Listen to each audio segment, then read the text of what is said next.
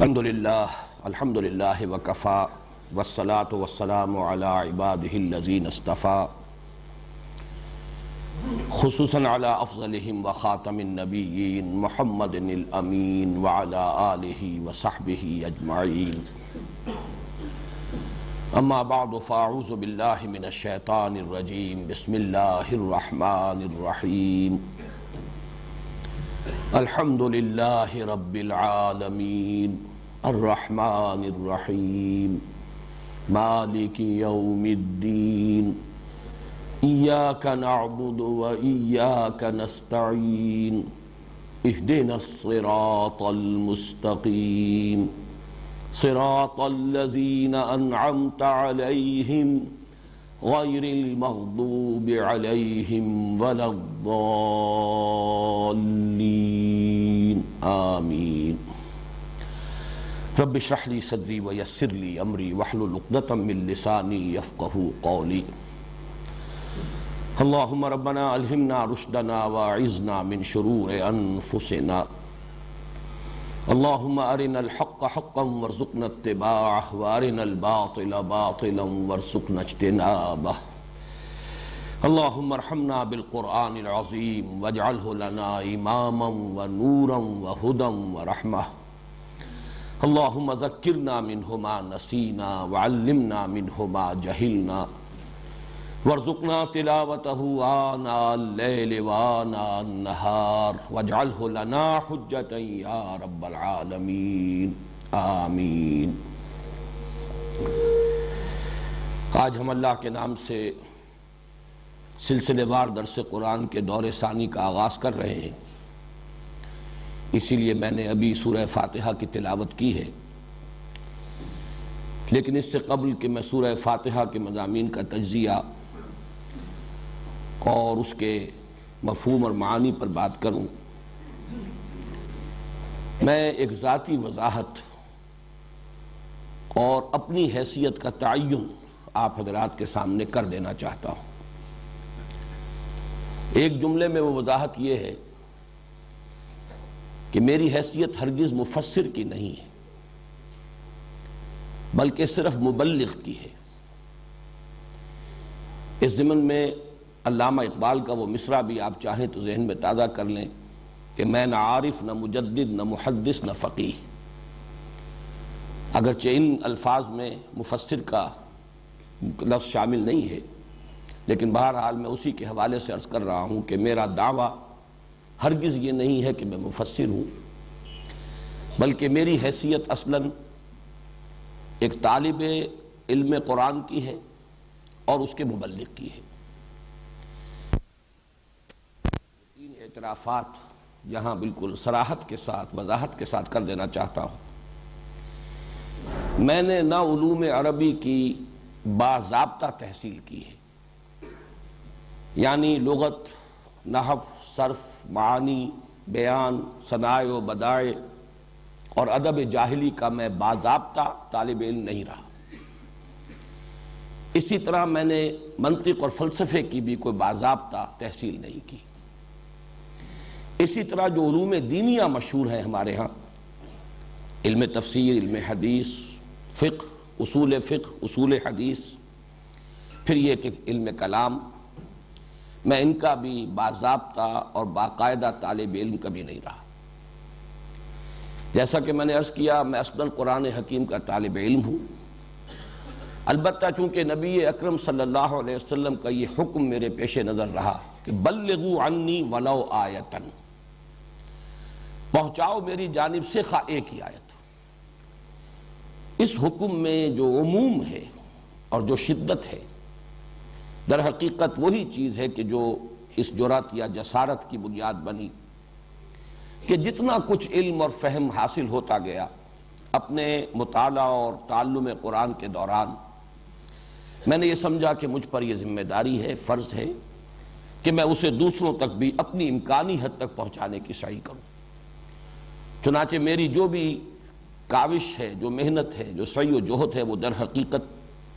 اسی فرمان نبوی کی تمثیل امر میں ہے۔ اس ضمن میں بعض کچھ تاریخی واقعات اور حقائق بھی میں ریکارڈ پر لے آنا چاہتا ہوں۔ سن 66 میں جب میں نے یہاں لاہور میں سن 65 کے اواخر میں یہاں منتقل ہو گیا تھا، لیکن یہ کہ اصلاً دروس قرآن کے جو حلقے میں نے قائم کیے وہ سن 66 سے، لیکن بہت سے میرے ساتھیوں کے علم میں ہوگا کہ میں نے اس کے لیے درس قرآن کا لفظ بھی استعمال نہیں کیا تھا، بلکہ کافی طویل عرصے تک میں نے اس کے لیے عنوان اختیار کیا تھا حلقہ ہائے مطالعہ قرآن۔ وہ مختلف مقامات پر اس شہر کی مختلف آبادیوں میں وہ حلقے قائم تھے، اگرچہ بعد میں نے پھر لفظ درس قرآن اختیار کر لیا، اور اس کی دو وجوہات ہیں۔ ایک تو یہ کہ حلقہ ہائے مطالعہ قرآن یہ ایک طویل عبارت بنتی ہے، بڑی طویل ترکیب بنتی ہے، پھر عام فہم نہیں ہے۔ ثانیاً یہ کہ مطالعہ قرآن کا حلقہ تو اصل میں ایسا ہونا چاہیے جس میں باہم مذاکرہ ہو، آپس میں گفتگو ہو، مبادلہ خیالات ہو، کچھ سمجھیں کچھ سمجھائیں۔ یہ انداز چونکہ نہیں ہوتا، یہ تو یک طرفہ ایک بیان ہے،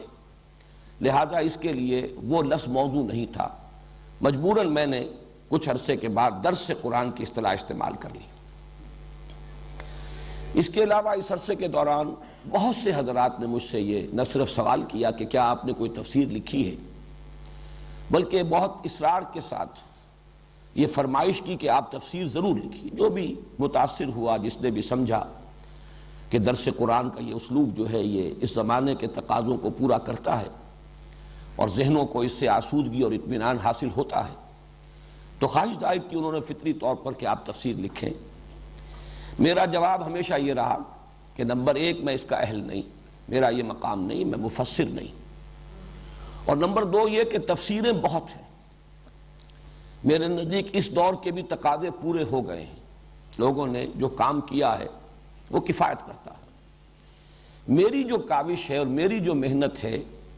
وہ یہ ہے کہ تفسیروں کے پڑھنے والے لوگ پیدا ہو جائیں۔ تفسیریں لکھی ہوئی ہیں، رکھی ہوئی ہیں، لیکن ان کی طرف رجوع نہیں ہے، وہ جذبہ پیدا ہو جائے، طلب پیدا ہو جائے،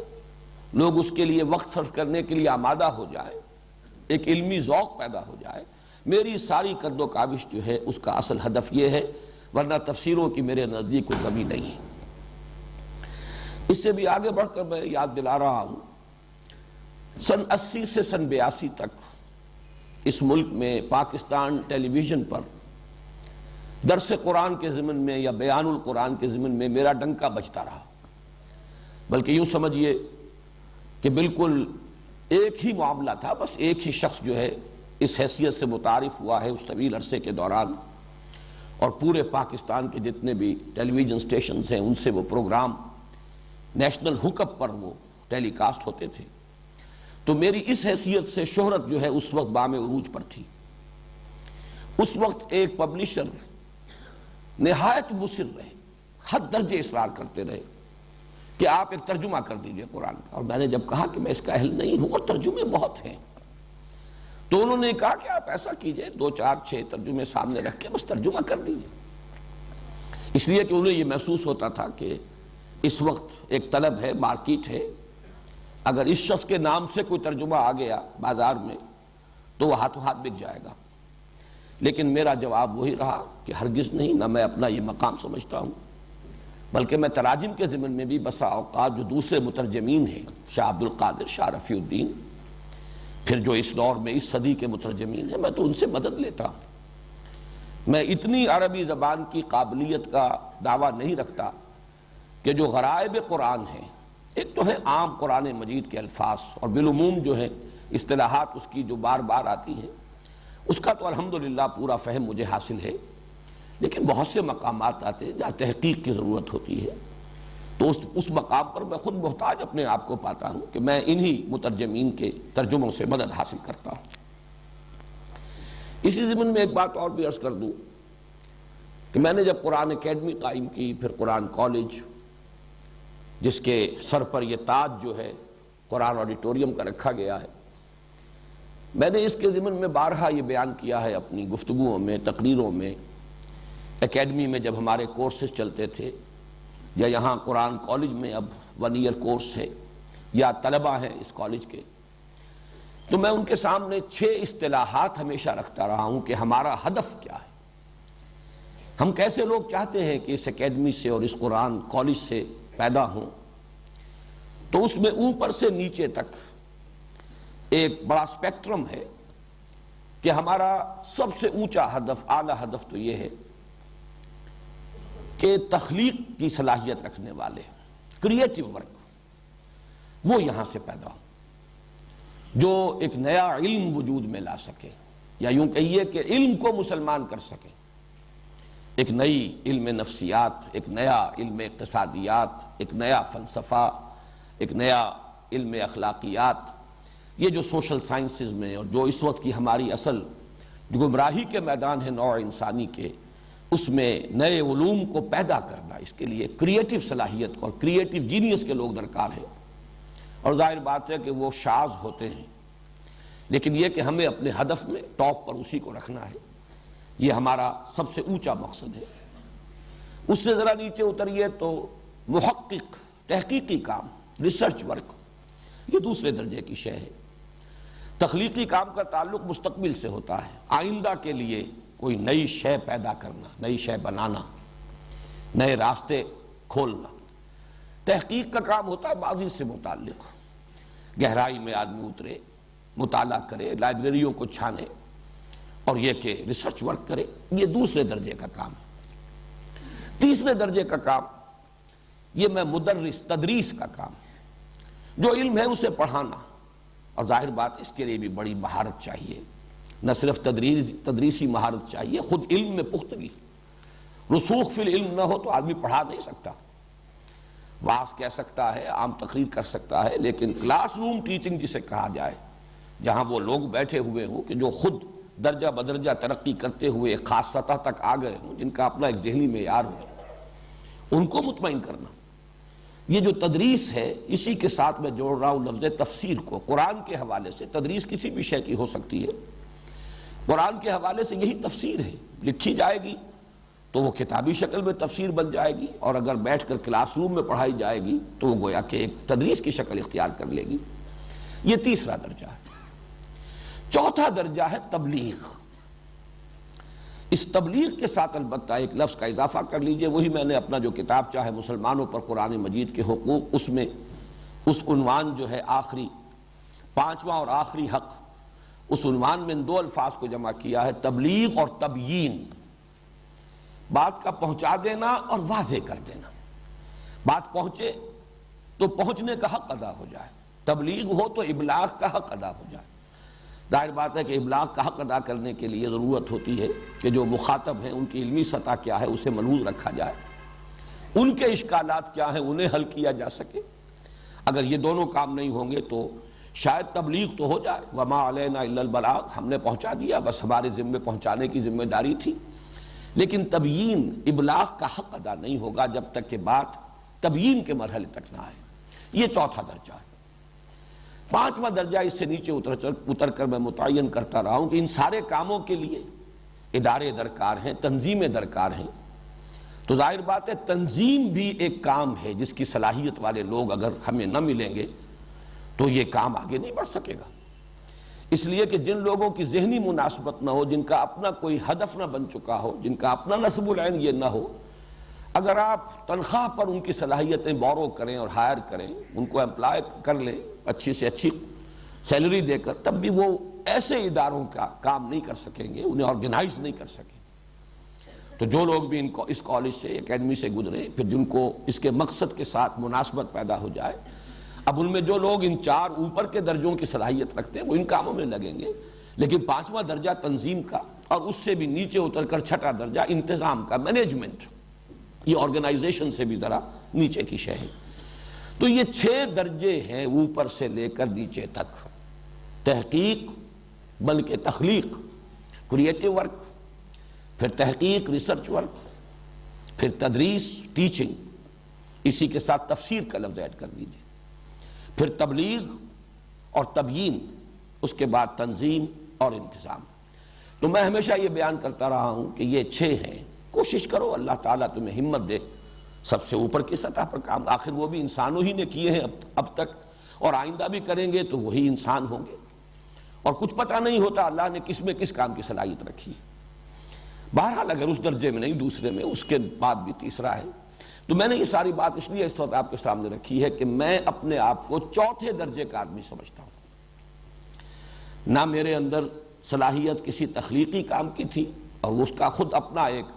اس کے کچھ اپنے تقاضے ہوتے ہیں، وہ میرا دعویٰ نہیں۔ تحقیق یہ میرا مزاج نہیں، اور اس کے لیے بھی آدمی جو ہے بس کتابوں کا کیڑا بن جائے، لائبریریوں کے اندر ہی وہ ہمیشہ زندگی بسر کرے، یہ اس کے کچھ تقاضے ہوتے ہیں۔ اسی طرح جیسا کہ میں نے عرض کیا، تفسیر اور تدریس اس سطح کی، وہ بھی میرا دعویٰ نہیں، میرا مقام نہیں۔ میں اپنے آپ کو اس چوتھے درجے کا آدمی سمجھتا ہوں، مبلغ، تبلیغ۔ البتہ اس کے ساتھ تبیین، وہ میں بعد میں عرض کروں گا، اس کے ضمن میں میرا کچھ خیال ہے کہ میں اس دور کی سطح پر تبیین کی صلاحیت اللہ نے مجھے عطا کی ہے، اس کا کسی درجے میں حق ادا کر رہا ہوں۔ یہ ساری باتیں جو میں نے اب تک عرض کی ہیں، انہیں تو کوئی شخص چاہے تو انکسار کا نام دے لے کہ میں انکساری اور تواضع کی وجہ سے یہ باتیں کہہ رہا ہوں، حالانکہ واقعہ یہ نہیں ہے، اظہار حقیقت ہے جس کے اعتراف میں مجھے کوئی باک نہیں۔ میں چاہتا ہوں کہ من آنم کے من دانم، یہ میں اس لیے ریکارڈ کرا رہا ہوں، باتیں بارہا کہیں ہیں، لیکن اب یہ ہمارے درس قرآن کا مسلسل درس کا جو دور ثانی ہے، ریکارڈ ہو رہا ہے، تو یہ چیزیں جو لوگ بھی ابتدا ہی سے اس درس کو سنیں یا یہ کہ ویڈیو کے ذریعے سے دیکھیں بھی، آڈیو ویڈیو دونوں صلاحیتیں استعمال کریں، ان کے سامنے یہ باتیں آ جائیں۔ لیکن اب جو میں کہہ رہا ہوں ہو سکتا ہے اسے کچھ حضرات تعلی اور عجب پر محمول کریں، اس میں سمجھیں کہ شاید کوئی تکبر کی بات ہے، حالانکہ وہ بھی میرے نزدیک تو اصلاً اظہار حقیقت ہے، اور در حقیقت یہ بھی قرآن مجید کے ایک حکم پر امتثال امر ہے۔ وَأَمَّا بِنِعْمَةِ رَبِّكَ فَحَدِّثْ، مجھ پر اللہ تعالیٰ کے انعام ہوئے ہیں، مجھے ان کا ادراک ہے، شعور ہے، اعتراف ہے، اور میں اسی کی مناسبت سے اللہ تعالیٰ کا شکر ادا کرتا ہوں، اس لیے کہ شکر کے لیے تو پہلا درجہ ہے ہی، امام راغب نے جو شکر کے 3 درجے قائم کیے ہیں، تو سب سے پہلے شکر بالقلب ہے، ادراک ہو، شعور ہو کہ کتنا بڑا انعام ہوا ہے، کتنا بڑا احسان ہوا ہے، کتنی بڑی نعمت کسی نے دی ہے۔ اگر اس کا شعور ہی نہیں، ادراک ہی نہیں، تو اس کا پروپورشنیٹ شکر قلب کی گہرائیوں سے نکلے گا ہی نہیں۔ پھر ہے شکر باللسان، پھر شکر بالجوارح۔ بہرحال اس وقت یہ چیزیں آ جائیں گی انشاءاللہ، اگلے ہی درس میں یہ شکر کی بحث آنے والی ہے۔ تو شکر در حقیقت ادراک اور اعتراف کے متناسب اور پروپورشنیٹ ہوتا ہے۔ تو اما بنعمت ربک فحدث، جو بھی انعام ہوا ہے میرے پروردگار کا مجھ پر، میں اس کا بھی تذکرہ کر رہا ہوں اسی حکم کے امتثال امر میں، اور وہ یہ ہے کہ جو بھی فہم قرآن مجھے حاصل ہوا ہے، میں لفظ علم سے بھی کترا کر فہم کا لفظ استعمال کر رہا ہوں، بہرحال چاہیں تو آپ اس کو ایک اصطلاح کی حیثیت سے جمع کر لیجئے، علم و فہم قرآن حکیم کا جو بھی مجھے حاصل ہوا ہے، اس میں بحمد اللہ 4 چشموں سے، اس میں علم اور فہم کے 4 چشمے ہیں جو جمع ہوئے ہیں، ان سے اس حوض میں آ کر پانی جمع ہوا ہے۔ اور میں آج سوچ رہا تھا، تو یہ چیزیں چونکہ میرے ذہن میں آئیں تو میں آپ کے سامنے بیان بھی کر رہا ہوں کہ میرے سامنے تشبیہ آئی، قرآن حکیم میں جنت کے 3 چشموں کے نام دیے گئے ہیں، کوثر ہے، تسنیم ہے، سلسبیل ہے۔ میرے نزدیک 3 چشمے جن سے اللہ نے مجھے سیراب فرمایا اور جن سے متمتع فرمایا، اس کے مواقع عطا فرمائے، کوثر و تسنیم و سلسبیل کی ساتھ اس کے ایک مشابہت ہے، علم قرآن سے بڑی دولت اور کوئی ہے نہیں۔ اور چوتھے چشمے کو میں العروۃ الوثقی سے تعبیر کرتا ہوں، میں اس کی وضاحت ابھی کر دوں گا۔ اس اعتبار سے میرے فہم قرآن میں جو جامعیت پیدا ہوئی ہے، میں تفصیل کے ساتھ تو اپنے اس فہم قرآن کے ان 4 گوشوں کو، یا اپنے فکر قرآنی کی 4 سورسز کو، یا میں نے یہ لفظ استعمال کیا ہے اپنے اس کتاب میں دعوت رجوع القرآن کا منظر اور پس منظر، یہ ڈائمنشنز ہیں، میری سوچ، میرے فکر، میرے فہم کی 4 ڈائمنشنز ہیں۔ تو میں تفصیل سے لکھ چکا ہوں اس کتاب کے اندر، ان سب کی وضاحت کے ساتھ میں بیان کر چکا ہوں کہ کس گوشے سے مجھے کیا کچھ حاصل ہوا ہے۔ پھر چونکہ کتابوں کے پڑھنے کا اتنا رواج رہا نہیں ہے آج کل، اور اب اختصار کے ساتھ یہ باتیں جب میں ریکارڈ کرا رہا ہوں تو یہ باتیں بھی میں آپ کے سامنے بیان کر رہا ہوں، تفصیل جن کو درکار ہو وہ میری اس کتاب کا مطالعہ کریں۔ یہ چار گوشے یا چار ڈائمنشنز یا چار سوتے یا چار چشمے جو جمع ہوئے ہیں میرے ہاں، ان میں سے سب سے پہلا ہے جس کے لیے عنوان ہے حرکت اور جہاد. تحریک، حرکت، انقلابی جذبہ، دعوت اور دعوت سے آگے بڑھ کر انقلاب. اس کے لیے میرے سورسز، اور یہ ذرا نوٹ کر لیجئے، یہ میری اپنی صنعت لفظی نہیں ہے، میں کوئی ادیب آدمی نہیں ہوں، لیکن یہ کہ یہ اللہ تعالیٰ کی طرف سے ہے کہ یہ تثنیہ کے صیغے کو جمع کر دی اللہ نے میرے لیے، میرے ان چار چشموں کے عنوانات کے لیے. ابوین، یہ میرے دو باپ ہیں، اس لیے کہ وہ دو حضرات جو ہیں ان دونوں کے نام ابو سے ہیں، ابو الاعلیٰ اور ابو الکلام. یہ ابوین ہیں میرے اس فکر، میری اس سوچ کے. یہ یوں کہیے کہ عام اصطلاح میں پیر اور پھر دادا پیر، یہ ہمارے ہاں اصطلاحات استعمال ہوتی ہیں. میرے فہم قرآن کے اندر سب سے بڑا حصہ اسی کا ہے. سب سے بڑا اس لیے کہہ رہا ہوں کہ میری زندگی جس رخ پر بھی اب تک گزری ہے، اور اب تو اصل تو گزر ہی چکی ہے، اب تو یوں سمجھئے کہ بہت تھوڑا سا حصہ باقی ہے. والعصر والی بات ہے، دن گزر چکا، یہ تو عصر کا وقت ہے. اس اعتبار سے جس کام میں میری زندگی گزری ہے اس میں میری دلچسپیوں میں اور میرے وقت اور میری صلاحیت کے صرف میں سب سے بڑا اثر جو ہے وہ انہی دو حضرات کا ہے. ظاہر بات ہے ان میں اولین جو تعلق قائم ہوا وہ مولانا مودودی سے، ابو الاعلیٰ مودودی. البتہ یہ کہ یہ بات مجھ پر ابتدا ہی میں منکشف ہو گئی تھی کہ اس کا نقطہ آغاز در حقیقت مولانا ابو الکلام آزاد ہے. میں اس اعتبار سے کہہ رہا ہوں کہ سب سے زیادہ مجھ پر اسی کی چھاپ ہے کہ وہ حرکت اور جہاد. ابو الکلام نے حزب اللہ بنائی تھی 1913 میں، مولانا مودودی نے جماعت اسلامی کی تاسیس کی 1941 میں. دونوں کے ہدف ایک ہی مقصد. اور میں نے بھی پھر الحمدللہ کہ اگرچہ میں جماعت اسلامی سے مایوس ہوا کہ وہ سیاست کی بھول بھلائیوں میں گم ہو گئی ہے، اس اصل مقصد کو ترک کر چکی ہے، لیکن بہرحال میں نے اسی تسلسل کو برقرار رکھنے کے لیے تنظیم اسلامی قائم کی. بلکہ بعض اعتبارات سے میں مولانا ابو الکلام سے زیادہ قریب ہو گیا، بہی معنی کہ ہم نے تنظیم اسلامی کے لیے بھی بیعت کی اساس کو اختیار کیا. مولانا مودودی نے ایک خاص وقت کے تقاضوں سے شاید زیادہ متاثر ہو کر ایک دستوری اور آئینی تنظیم بنائی. مولانا آزاد نے 1913 میں بیعت کی بنیاد پر حزب اللہ قائم کی تھی. گویا کہ جو اصل ہے اس کی بنیاد، اس کی طرف بھی رجوع کرنے کی اللہ نے توفیق دی. ایک اور اعتبار سے بھی مجھے اب مولانا ابو الکلام آزاد سے کچھ زیادہ نسبت قائم ہو رہی ہے کہ وہ بھی ایک طوفان کے مانند جب اٹھے تھے تو تحریک خلافت کے عنوان سے اٹھے تھے. شروع میں رجوع الی القرآن، امر بالمعروف نہی عن المنکر، جہاد، یہ تصورات بھی تھے. لیکن پھر ان کی زندگی کا وہ دور جو تھا، تحریک خلافت جو تھی، اس میں ان کے اصل جوہر نمایاں ہوئے. ان کی تصنیف و تالیف یا تحریر کے جوہر تو زیادہ نمایاں ہوئے تھے الہلال اور بلاغ کے ذریعے سے، لیکن ان کی خطابت کی صلاحیت اور ان کے اندر جو جوش عمل بھرا ہوا تھا وہ تحریک خلافت میں ظاہر ہوا. بہرحال میرے اس فہم قرآن کا سب سے پہلا سورس میرے دو ابوین سید ابو الاعلیٰ مودودی اور مولانا ابو الکلام آزاد. دوسرا تعمق، گہرائی اور نظم قرآن کے سلسلے میں، یہ ایک دوسرا بالکل گوشہ ہے. میں اس گہرائی کے لیے کبھی کبھی مثال دیا کرتا ہوں کہ ایک ہے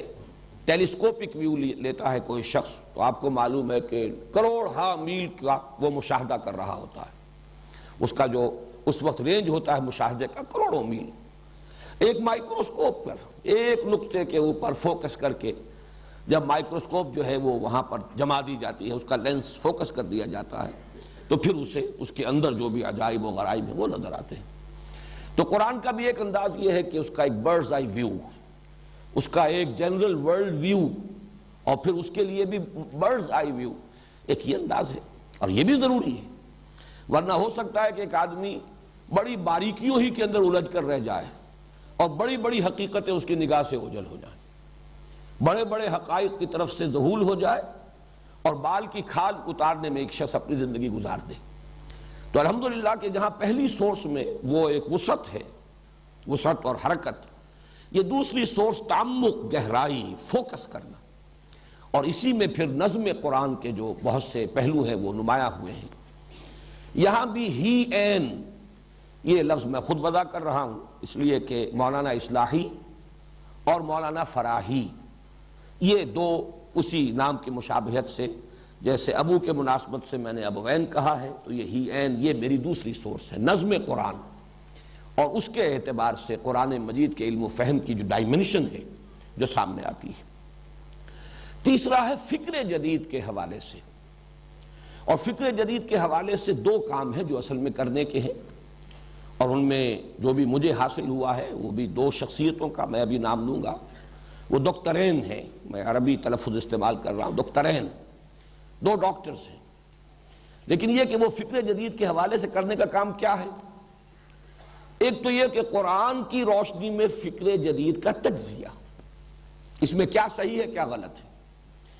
اس لیے کہ اس کو ٹوٹل ریجیکٹ کر دینا بھی یہ بھی محرومی ہے، اس لیے کہ اس میں یقیناً بہت سے موتی موجود ہیں،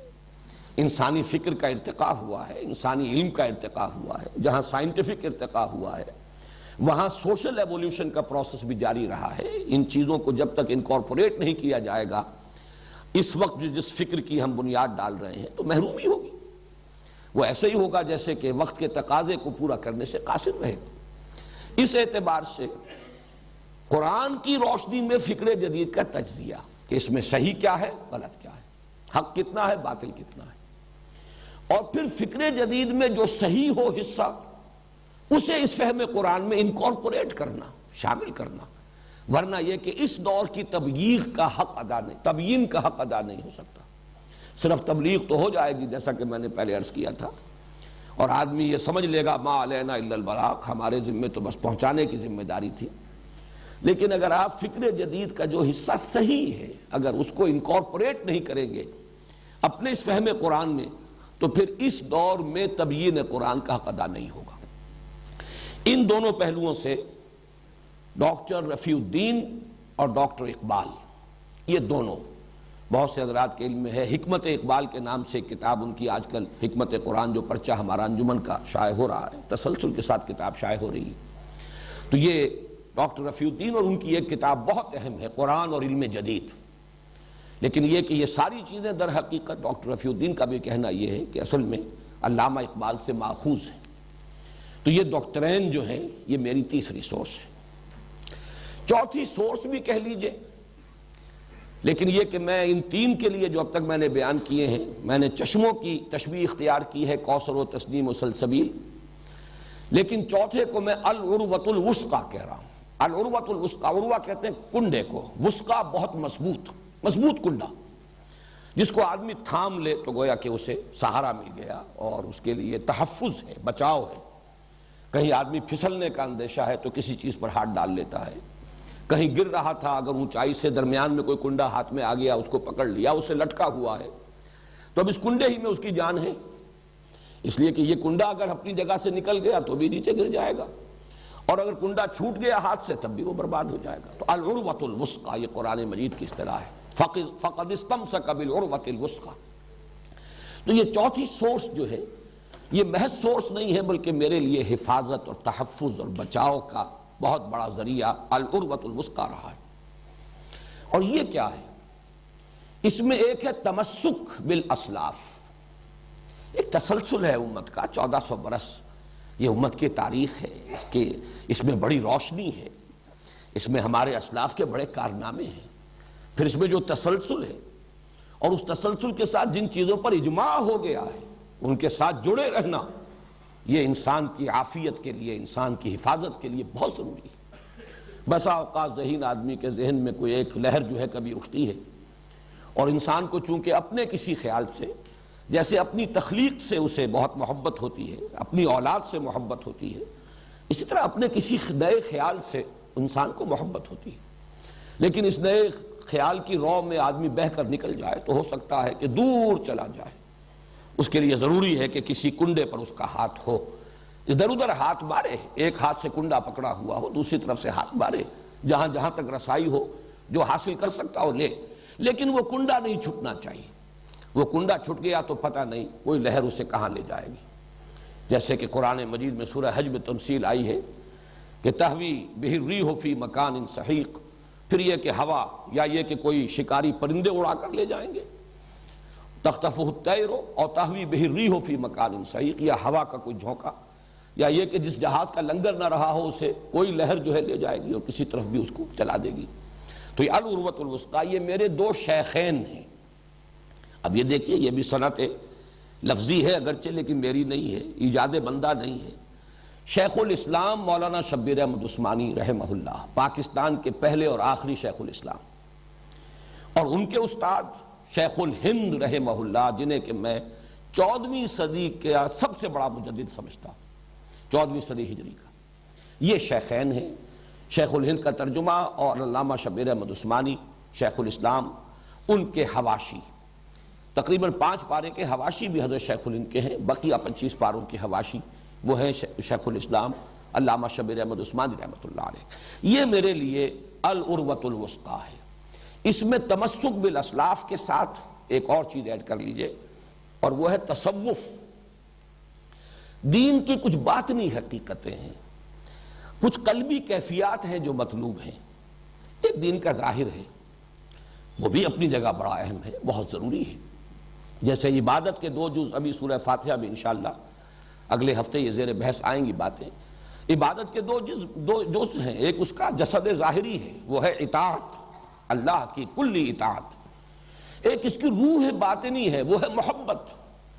اب یہ محبت کچھ اور شے ہے۔ اطاعت مجبوراً بھی ہو جاتی ہے، مارے باندھے کو بھی ہو جاتی ہے، لیکن محبت ایک اور ہی شے ہے۔ جب تک کہ کسی کو اس کا تجربہ نہ ہو، اس کی کیفیت کو کوئی انسان بیان نہیں کر سکتا۔ چوں معاملہ نہ دارت سخن آشنا نہ باشد۔ تو یہ جو باطنی حقیقت ہے اور یہ جو چاشنی ہے ان دین کے اس پہلو کی، اس کے لیے ہمارے ہاں چونکہ متداول اصطلاح چلی آ رہی ہے، اگرچہ وہ قرآن کی نہیں ہے، حدیث کی نہیں ہے، لفظ تصوف۔ تو تمسک بالاسلاف اور تصوف، یہ جو بھی کچھ میرے ہاں اگر ہے، میرے فہم میں، میرے فکر میں، میری سوچ میں، میرے دروس میں، ان حقائق کا اگر کوئی بیان ہے تو اس کے ضمن میں میری سورس یہ شیخین ہیں، شیخ الاسلام مولانا شبیر احمد عثمانی رحمہ اللہ اور شیخ الہند حضرت مولانا محمود حسن دیوبندی رحمۃ اللہ علیہ۔ ان چاروں کو اعتبار سے اور ان چاروں گوشوں سے جو کچھ مجھے حاصل ہوا ہے، اس کی بنا پر اب اسے دعویٰ کہہ لیں، تعلی کہہ لیں، جو چاہیں کہہ لیں، میں یہ محسوس کرتا ہوں، مجھے اس کا ادراک ہے، شعور ہے، اور میں بے باکی کے ساتھ یہ بات آپ کے سامنے کہہ رہا ہوں کہ الحمدللہ کہ ایک جامعیت کبریٰ ہے جو اللہ تعالیٰ نے میرے فہم کے اندر عطا فرمائی ہے، اور یہی وہ شے ہے جو سب سے زیادہ اس دور میں ضروری ہے، اس لیے کہ مختلف پہلوؤں سے کوششیں لوگوں نے کی ہیں، لیکن ان کو جمع کرنا، ان کی جامعیت، یہ اگر نہیں ہوگی تو جو اصل تقاضا ہے اس دور میں تبلیغ و تبیین قرآن کا، وہ پورا نہیں ہوگا۔ البتہ یہاں ایک وضاحت میں کرنا چاہتا ہوں، اس لیے کہ کچھ عرصہ ہوا ایک کتاب بھی چھپی ہے مجھ پر تنقید کے ضمن میں یا میری مخالفت کے لیے۔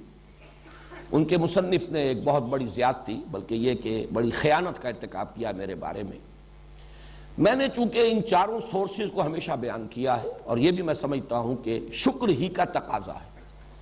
حضور نے فرمایا ہے من لم یشکر الناس لا یشکر اللہ، جو شخص انسانوں کا شکر ادا نہیں کرے گا وہ کبھی اللہ کا شکر بھی ادا نہیں کرے گا، کر سکتا ہی نہیں۔ اگر اس میں مادہ ہی نہیں شکر کا اور تشکر کا تو وہ سوتے خشک ہے، تو نہ بندوں کے حق میں کبھی شکر اس کے قلب سے ابھرے گا اور زبان سے ادا ہوگا، نہ اللہ کے لیے۔ اللہ کے لیے کر بھی رہا ہوگا تو ایک رسم ہے جو ادا ہو رہی ہے، شکر کا وہ اصل جذبہ جو ہے قلب کی گہرائیوں سے وہ چشمہ نہیں پھوٹے گا۔ اس لیے میں ان تمام حضرات کا جن کا ذکر میں نے کیا ہے، یہ میرا ایک تشکر بھی ہے کہ میں تسلیم کروں کہ مجھے ان سے فائدہ حاصل ہوا ہے، میں نے استفادہ کیا ہے، لیکن اس کے یہ معنی نہیں ہے کہ میں ان میں سے ہر شخص کی ہر بات کو مقلدانہ انداز میں تسلیم کرتا ہوں۔ یہ بات اگر کسی نے سمجھی تو غلط سمجھی، مجھے بہت سی باتوں سے اختلاف ہے۔ مولانا اصلاحی صاحب نے جب حد رجم کے بارے میں ایک رائے ظاہر کی، میں نے شدت کے ساتھ اختلاف کیا، شدید اختلاف کیا، یہ اپنی جگہ پر ہے۔ تو بہت سے معاملات میں ڈاکٹر رفیع الدین صاحب سے اختلاف ہے، یہاں تک کہ علامہ اقبال کے لیکچرز میں میں نے سن 67 میں جو مضمون لکھا تھا اسلام کی نشت ثانیہ کرنے کا اصل کام کے نام سے، جو ہماری اس انجمن اور اکیڈمی اس کے گویا کہ مینیفیسٹو کی حیثیت رکھتا ہے، اس میں نے برملا کہا ہے کہ علامہ اقبال کے لیکچرز کو اگرچہ میں اس دور میں جو علم کلام ہمیں درکار ہے اس کا صحیح نقطۂ آغاز میں اسی کو سمجھتا ہوں۔ میں سمجھتا ہوں کہ وہی ہے کہ جس نے صحیح تقاضا جو کہ اس دور کا ہے اس کو پورا کرنے کی طرف پہلا قدم اٹھایا ہے۔ میں اسے اگرچہ پرائمر کہتا ہوں، وہ صرف آغاز ہے، لیکن یہ کہ صحیح سمت میں آغاز ہے۔ اس کے باوجود میں نے اپنی اسی تحریر میں لکھا تھا کہ بعض چیزیں اس کی جو ہیں ان سے مجھے اختلاف ہے، میں صحیح نہیں سمجھتا۔ اجتہاد کے بارے میں جو باتیں کہی ہیں، اسی طرح علم کلام کی اپنی ایک کوتاہی ہوتی ہے۔ یہ چونکہ جدید علم کلام کی ایک کوشش ہے، لہذا یہ کئی جگہ پر دین کی صحیح تعبیر جو ہے اور ایمانی حقائق کی صحیح تعبیر جو ہے اس کا حق ادا نہیں کرتی، بلکہ یہ کہ پیچھے رہ گئی، اور اس میں بہت سی چیزیں جو ہے بنیادی طور پر علمی اعتبار سے جو ہمارے بنیادی ایمانیات ہیں اور اعتقادات ہیں ان سے بھی ٹکراتی ہیں۔ یہ اپنی جگہ پر ہے۔ کوئی شخص بھی ہمارے لیے بڑے سے بڑا انسان بھی ایسا نہیں ہے کہ ہم اس کے مقلد محض بن کر رہ جائیں اور بس کسی ایک لکیر کے فقیر بن کر رہ جائیں۔ تو اسی طریقے سے ڈاکٹر رفیع الدین کی باتیں ہیں، ان سے بھی اختلاف ہے۔ بہت سے مقامات پر میں مولانا شبیر احمد عثمانی کی رائے سے بھی اختلاف کرتا ہوں، اگرچہ اس میں وہ مسائل اتنے تفصیل سے زیر بحث آئے نہیں ہیں کہ جن میں اختلاف کی گنجائش ہو۔ یہ تو گویا کہ خلاصہ ہے ہمارے اسلاف نے جو کچھ حاصل کیا ہے قرآن سے اس کا۔ لیکن یہ کہ بہرحال یہ بات سامنے رہنی چاہیے کہ میں ان سب کو اگر اپنا سورس معین کر رہا ہوں تو اس کا مطلب یہ نہیں ہے کہ ان کی ہر بات کی میں تصویب کر رہا ہوں اور ان کی ہر بات میری طرف منسوب کی جا سکتی ہے۔ ایک کتاب جس کا میں حوالہ دے رہا ہوں ابھی، وہ لکھی گئی ہے اور اس میں وہ ساری چیزیں جو ہیں میرے سر تھوپ دی گئی، حتیٰ کہ مولانا اصلاحی صاحب کا جو رجم کا معاملہ وہ بھی میرے سر تھوپ دیا گیا، چونکہ اس نے مانا ہے کہ وہ میری سورس ہے تو گویا کہ ان کی تمام باتیں جو ہیں وہ انہی کی باتیں شمار ہوئی۔ تو میں نے صرف چاہا کہ اس کی بھی وضاحت کر دوں کہ میں نے استفادہ کیا ہے، لیکن یہ استفادہ اس طرح نہیں ہے کہ آنکھیں بند کر کے اور اندھے بہرے ہو کر استفادہ کیا، اور تقلید عامہ کا استفادہ نہیں ہے۔ میں نے وہاں سے چیزیں لی ہیں، اور یہ بھی ہے الحمدللہ کہ اگرچہ ان میں سے بعض حضرات کے ساتھ حسن ظن کسی خاص پہلو سے مجروح ہوتا رہا، لیکن اس کے یہ معنی نہیں ہوئے کہ میں نے فکر قرآنی کے ضمن میں ان سے استفادہ کیا تھا اور میری اس سوچ اور فہم میں جو ڈائمنشن ان کے حوالے سے اضافہ ہوا تھا ڈائمنشن کا، میں اسے تج دوں، اس لیے کہ فکر علیحدہ شے ہے اور کسی انسان کی اپنی شخصی اس کی روش، اس کا طرز عمل یہ بالکل علیحدہ شے ہے، جس کے ضمن میں علامہ اقبال کو میں فکر اسلامی کا اس دور میں مجدد مانتا ہوں۔ اس کے باوجود میں یہ تسلیم کرتا ہوں کہ علمی عملی اعتبار سے وہ بہت پیچھے تھے۔ ان پہلوؤں سے ہمیں اس بات کی کوشش کرنی چاہیے کہ اپنے دل کو کھلا رکھیں، اپنے ذہن کو وسیع رکھیں، جہاں جو چیز ہے اس کو مانیں، جو شے نہیں ہے اس کا بھی ادراک ہونا چاہیے، اس کو بھی انسان تسلیم کرے۔ بہرحال یہ تو میرے اس فہم قرآن کے 4 گوشے یا 4 سورسز ہیں جو میں نے آپ کے سامنے رکھی۔ اس پر مزید اللہ تعالیٰ کی جو عنایات مجھ پر ہوئی ہیں میں ان کا تذکرہ کر رہا ہوں۔ سب سے پہلی عنایت تو یہی ہے اور سب سے بڑی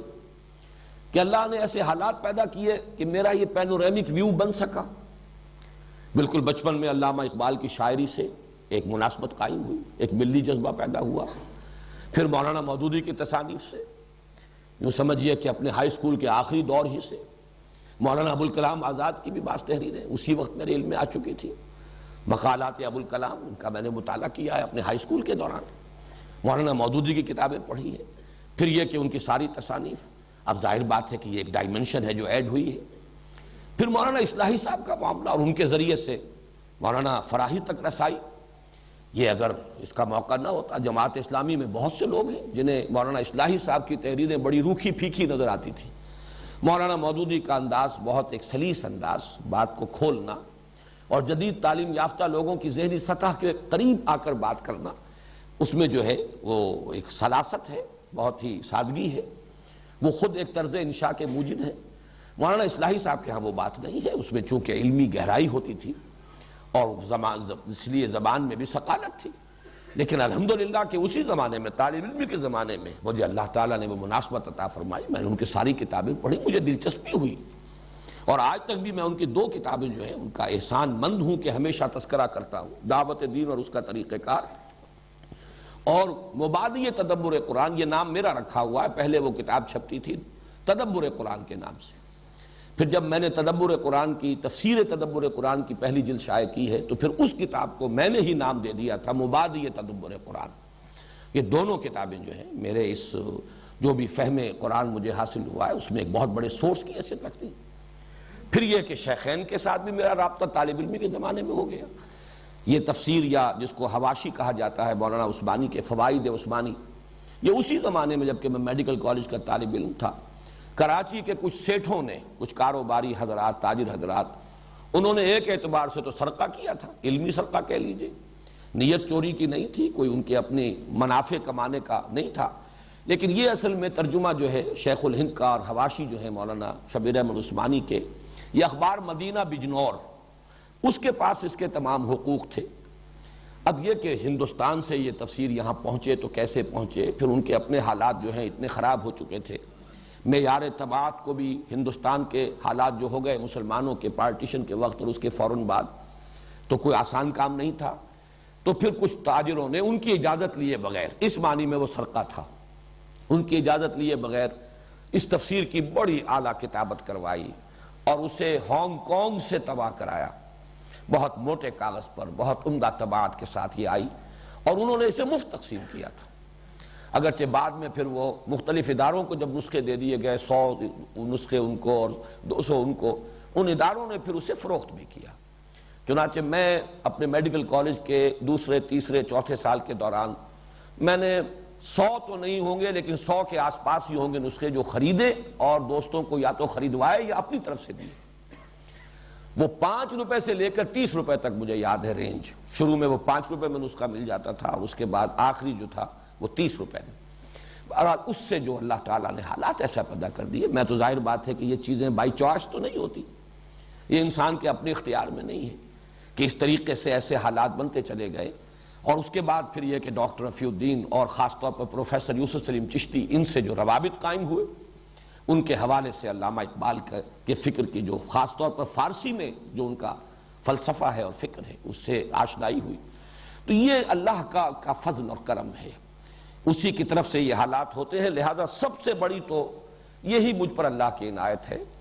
میں اس کے لیے عرض کروں گا کہ قرآن مجید میں جیسے کہ سورہ بنی اسرائیل میں آیا ہے حضور سے خطاب کر کے، ان فضلہ کان علیک کبیرا، اے نبی آپ پر اللہ کا بہت بڑا فضل ہوا ہے۔ تو اس کا ایک عکس، چاہے وہ ادنا عکس ہے، میں سمجھتا ہوں کہ مجھ پر بھی اللہ تعالیٰ کا یہ کرم ہوا ہے کہ یہ کیفیات اور حالات ایسے ہو گئے کہ میں ان تمام گوشوں سے واقف ہوا۔ مزید جو اس پر ہے وہ اللہ نے جو میرا مزاج بنایا ہے، یہ بھی اسی کی عطا ہے، اسی کے دین ہے، اس میں انسان خود اپنے مزاج کا بنانے والا نہیں ہے۔ اس میں 2 چیزیں جو ہیں، یہ بات میں شاید آج پہلی مرتبہ اتنی وضاحت سے عرض کر رہا ہوں کہ یہ بھی اس میں ایڈ ہو جائے، کہ ایک ذہن مجھے منطقی عطا کیا۔ میں نے منطق کبھی پڑھی نہیں ہے، لیکن منطق کا پڑھنا اور اس کو یاد کر لینا اور ہے، اور ذہن کا منطقی ہونا از خود یہ اور ہے۔ اللہ نے مجھے منطقی ذہن عطا کیا، اور نمبر 2 فلسفیانہ مزاج عطا کیا۔ میں فلسفے کا بھی باضابطہ طالب علم کبھی نہیں رہا، لیکن ایک ذوق ہوتا ہے، ایک مزاج ہوتا ہے۔ میں ذرا اس کا ایک مزید وضاحت کر دوں۔ منطق اصل میں نام ہے تحلیل اور تجزیے کا، اگرچہ استقرائی منطق بھی، یہ بھی منطق ہی کی ایک شاخ شمار ہوتی ہے، لیکن اصل منطق جو ہے جس کا کہ یوں سمجھیے کہ سکہ رواں رہا اور دور دورہ رہا، وہ تو استخراجی منطق ہے۔ میں آج سے یہ طے کی گفتگو بس اب اختتام کو پہنچ رہی ہے، تو میں عرض کر رہا تھا کہ اللہ تعالیٰ کی دین، اس کی عطا، اس کا جو فضل مجھ پر ہوا ہے کہ ذہن منطقی اور مزاج فلسفیانہ۔ مراد کیا ہے؟ منطق در حقیقت نام ہے تجزیے کا اور تحلیل کا، کسی چیز کا تجزیہ کر کے، اس کی تحلیل کر کے اس کے اجزاء کو سمجھنا، اور فلسفیانہ مزاج نام ہے اس کا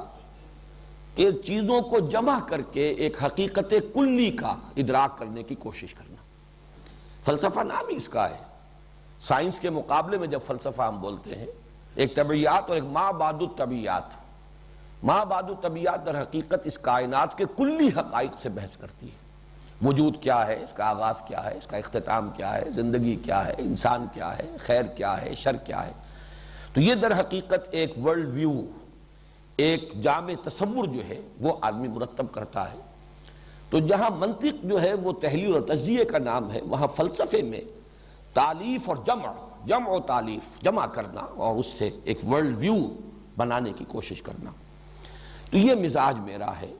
اگرچہ نہ میں منطق کا طالب علم رہا اور نہ فلسفے کا طالب علم رہا، لیکن یہ اللہ کی دین ہے۔ تو وہ 4 سورسز سے جو کچھ مجھے حاصل ہوا ہے، معاملہ صرف یہ نہیں ہے کہ میں صرف اسے نقل کر رہا ہوں، صرف اسے بیان کر رہا ہوں، میں نے اس میں جمع و تالیف کی ہے، میں نے ان گوشوں کو جمع کیا ہے، آپس میں ان کو انٹر کنیکٹ کیا ہے، ان میں ربط قائم کیا ہے۔ یہ اللہ تعالیٰ کا فضل ہے، اور یہی وجہ ہے کہ جو قبول عام حاصل ہوا ہے،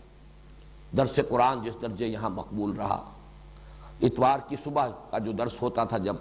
جبکہ اتوار کی چھٹی ہوتی تھی، وہ درس جو ہے شاید اس طرح کا درس پوری دنیا میں اس زمانے میں کہیں نہ رہا ہو، اس کے چرچے ہوئے ہیں، اس کا شہرہ ہوا ہے۔ پھر یہ کہ جس طریقے سے آج کیسٹس جو ہیں وہ مقبول ہیں، لاکھوں کی تعداد میں، کونے کونے میں، جہاں بھی کوئی اردو بولنے والے لوگ ہیں، سمجھنے والے لوگ ہیں، وہ کیسٹ پہنچ چکے ہیں۔ یہ سب اسی لیے ہے کہ وہ محسوس کرتے ہیں کہ اس دور کے تقاضوں کے مطابق ایک ابلاغ، اس کی تبیین، اس کا کسی درجے میں حق ادا ہوتا ہے۔ چنانچہ میرے شدید ترین ناقدین نے بھی، میں نے یہ چیزیں نقل بھی کی ہیں اپنے اس کتاب میں، دعوت رجوع القرآن کا منظر اور پس منظر، انہوں نے بھی یہ اعتراف کیا ہے کہ تمہارے درس سے ہر شخص کچھ نہ کچھ لے کر ضرور اٹھتا ہے، یعنی مختلف مزاج کے لوگ آتے ہیں، لیکن یہ کہ مختلف مزاج کے لوگوں کو کچھ نہ کچھ ملتا ہے، انہیں کچھ غذا ملتی ہے۔ ظاہر ہے کہ اگر ملے نہ تو پھر دوبارہ کو پلٹ کر نہیں آئے گا، کوئی نہ کوئی ذہنی ہم آہنگی ہوتی ہے، کوئی انسان کو محسوس ہوتا ہے کہ مجھے کچھ ملا ہے، کوئی مناسبت قائم ہوتی ہے، کوئی فائدہ نظر آتا ہے، تبھی آدمی پلٹ کر آتا ہے، ورنہ کون اپنا وقت، آج کی دنیا میں جو سب سے قیمتی شے ہے وہ تو وقت ہے، سب سے زیادہ جس کی سکیرسٹی ہے، جس کا فقدان ہے، جس کی کمیابی اور نایابی ہے، وہ تو فرصت ہے۔ اس اعتبار سے اگر لوگ یہ وقت صرف کرتے ہیں تو اسی لیے کرتے ہیں کہ وہ محسوس کرتے ہیں کہ کچھ ملتا ہے، کچھ حاصل ہوتا ہے۔ ذالک فضل اللہ یؤتیہ من یشاء، جیسا کہ میں نے عرض کیا تھا کہ اس کو تعلی پر بھی محمول کریں، مجھے اعتراض نہیں ہوگا، اس سے دعویٰ اور ادعا کہیں تو بھی میں آپ سے اس پہ الجھوں گا نہیں، لیکن میرے نزدیک جہاں وہ ایک حقیقت میں نے بیان کر دی کہ میں باضابطہ طالب علم نہیں رہا ہوں، نہ علوم عربی کا، نہ علوم دینیہ کا، نہ میں نے فلسفہ پڑھا، نہ میں نے منطق پڑھی، میں تو طالب علم رہا ہوں جیسا آپ کو معلوم ہے، ویسے ایم اے اسلامیات تو کر لیا تھا، لیکن میں سمجھتا ہوں کہ اس کا تو ذکر کرنا بھی در حقیقت اس پوری گفتگو میں اس کا بالکل غیر متعلق سی بات ہے، وہ کوئی کسی درجے میں بھی وہ کوئی حیثیت اس کی نہیں ہے، اگرچہ کراچی یونیورسٹی میں فرسٹ بھی آ گیا تھا، لیکن وہ تو میں نے بھاگتے دوڑتے ایسے ہی، صرف یہ کہ بغیر کچھ پڑھے لکھے، سوائے اس کے کہ فقہ کی ایک کتاب تو میں نے کچھ دن پڑھی ہے، لیکن باقی یہ کہ اس کے لیے کبھی کچھ پڑھنے لکھنے کا معاملہ نہیں ہوا۔ یہ چیزیں تو ہمارے ہاں علم اس درجے گر چکا ہے، علم کی سطح اتنی گر چکی ہے کہ یہ جو کچھ آج کل کی ڈگریاں ہیں ان کا میں تذکرہ بھی نہیں کرنا چاہتا، لیکن میری اصل تعلیم جو تھی وہ تو ظاہر بات ہے کہ کچھ سائنس کی تھی، کچھ پھر طب کی تھی۔ بہرحال یہ میں نے اپنے ایک ذاتی حیثیت کا تعین جو ہے میں نے ضروری سمجھا کہ اب جو ہم یہ درس قرآن سلسلے وار شروع کر رہے ہیں تو میں اس بات کو ریکارڈ پر لے آؤں۔ اب آئیے سورہ فاتحہ۔ سورہ فاتحہ کے ضمن میں بھی آج صرف ابتدائی تمہیدی مباحث پورے ہو سکیں گے، پھر اس سورہ مبارکہ کے 3 حصے ہیں جن میں سے ہم کوشش کریں گے کہ ایک حصہ کل پورا پڑھ لیں، بقیہ 2 حصے اگلے ہفتے کی 2 نشستوں میں مکمل ہوں گے۔ سب سے پہلی بحث جو ہے اس کے تعارفی یا تمہیدی مباحث میں سے وہ ہے کہ یہ قرآن حکیم کی پہلی صورت ہے، اور یہ پہلی صورت ہونا دونوں اعتبارات سے، مصحف کی پہلی صورت تو ہے ہی، سبھی جانتے ہیں، اور اسی اعتبار سے اس کا نام ہے الفاتحہ۔ فتح کہتے ہیں کھولنے کو، فتح یفتح کھولنا، مفتاح کہتے ہیں کنجی کو جس سے تالا کھل جائے، چابی۔ الفاتحہ کھولنے والی، یعنی دی اوپننگ سورہ آف دی قرآن۔ یہ انگریزی کا لفظ زیادہ اس کی مناسبت کو ظاہر کر رہا ہے، فاتحہ کی اوپننگ سورہ۔ تو یہ در حقیقت قرآن مجید کی، مصحف کی تو پہلی صورت ہے ہی، لیکن یہ نوٹ کر لیجئے کہ ترتیب نزولی میں بھی پہلی مکمل سورت جو حضور پر نازل ہوئی وہ یہی ہے، اگرچہ وہ ترتیب نزولی کا میں عرض کر چکا ہوں تمہیدی مباحث میں، تعارف قرآن میں، کہ پورے یقین اور جزم کے ساتھ اور حتمی طور پر کہنا تو بہت مشکل ہے، اختلافی آراء موجود ہیں، لیکن تقریباً اجماع ہے اس پر کہ سورہ فاتحہ سے قبل صرف متفرق آیات نازل ہوئی ہیں، جو سورہ علق کے آغاز میں ہیں 5 آیات بالاتفاق، جو سورہ نون کی شروع میں ہے، سورہ قلم بھی اس کا نام ہے، 7 آیات، سورہ مزمل کی ابتدائی 7 آیات، سورہ مدثر کی ابتدائی 7 آیات، اور پھر مکمل سورت جو پوری نازل ہوئی وہ یہ سورہ فاتحہ ہے، اور یہ بھی آپ کو معلوم ہے کہ 7 ہی آیات پر مشتمل ہے، اس پر اگرچہ گفتگو بعد میں ہوگی۔ تو پہلی سورت ہونا اس سورہ مبارکہ کا دونوں اعتبارات سے ہو گیا، ایک یہ کہ یہ مصحف کی پہلی سورت ہے، اور نمبر 2 یہ کہ سب سے پہلی مکمل سورت جو حضور صلی اللہ علیہ وسلم پر نازل ہوئی وہ سورہ فاتحہ ہے۔ دوسری بحث ہے اس کے نام، جیسا کہ میں نے اس سے پہلے بھی بیان کیا ہے، عربوں کا ایک خاص ذوق تھا نام رکھنا کثرت سے، جس چیز سے محبت ہو جائے اس کے بہت سے نام ہوں گے، اس کی ایک ایک ادا، اس کا ایک ایک وصف، اس کی ایک ایک صفت کے حوالے سے اس کے نام بناتے چلے جانا۔ چنانچہ اس سورہ مبارکہ کے بھی متعدد نام ہے، بلکہ متعدد کا لفظ تو ہلکا ہے۔ علامہ جلال الدین سیوطی نے 25 نام جو ہے الاتقان فی علوم القرآن میں جمع کیے، ان میں سے جو موٹے موٹے ہیں وہ میں آپ کو بتا دیتا ہوں۔ الفاتحہ کو تو اس کے اسم علم ہونے کی حیثیت حاصل ہے، اس کا نام اگر لیا جائے گا جو بالکل ایکسکلوسیو ہے وہ ہے سورۃ الفاتحہ، میں بیان کر چکا ہوں وہ اس اعتبار سے بھی کہ اوپننگ سورہ ہے قرآن مجید کی۔ اس کے بعد اس کی جامعیت کے اعتبار سے 2 نام بہت معروف ہیں اور مشہور ہیں، ام القرآن اور اساس القرآن۔ اساس بنیاد کو کہتے ہیں جس پر کوئی عمارت تعمیر ہو، جڑ کو کہتے ہیں، تو والدہ کے لیے بھی یہ لفظ اسی اعتبار سے آتا ہے، ولادت ہوتی ہے اولاد کی اسی سے، تو یہ کا لفظ جو ہے ام القرآن یعنی جڑ بنیاد جو ہے قرآن مجید کی وہ سورہ فاتحہ ہے۔ پھر ایک حدیث میں اس کے 2 الفاظ آئے ہیں، وہ حدیث ابھی ہم پڑھیں گے بھی، السبع المثانی اور القرآن العظیم، یہ خود اپنی جگہ پر ایک مکمل قرآن ہے، یعنی اس سورہ مبارکہ کی عظمت کو ظاہر کرنے کے لیے، اور چونکہ یہ الفاظ خود محمد رسول اللہ صلی اللہ علیہ وسلم نے استعمال فرمائے ہیں، ابھی ذرا ٹھہر جاؤ میں بعد میں کروں، تو السبع المثانی 7 دہرائی جانے والیاں، بار بار پڑھی جانے والیاں 7 آیات، اور القرآن العظیم یہ بھی اس کا ایک نام ہے، یہ خود اپنی جگہ ایک مکمل قرآن ہے اور عظمت والا قرآن ہے۔ پھر جو اس کے مضامین ہیں اور پھر اس کے جو مختلف اجزاء ہیں اس کے اعتبار سے سورۃ الحمد، سورۃ الشکر، سورۃ الصلاح، سورۃ السؤال، سورۃ المناجات، یہ مختلف نام ہیں۔ الکافیہ، الشافیہ اور الشفا، الوافیہ، الراقیہ، راقیہ رقی کہتے ہیں جھاڑ پھونک کر یہ کچھ پڑھنے کو، یہ سورہ فاتحہ جو ہے یہ اس اعتبار سے بھی اس کو مسلسل پڑھ کر کئی بار اگر پھونکا جائے، یہ بھی چیزیں ہیں کہ جو ثابت ہیں اور ان کے اندر ہمارے اسلاف کا یہ تعامل رہا ہے۔ تو شافیہ شفا دینے والی، الشفا بھی اس کا نام ہے، سورۃ الشفا اور شافیہ۔ الکافیہ، یہ کافیہ بھی کفایت کرنے والی، یعنی یہ کہ مضامین قرآن اور اس کی حکمت اور فلسفے کو اپنے اندر سمو لینے والی اور اس کا احاطہ کرنے والی۔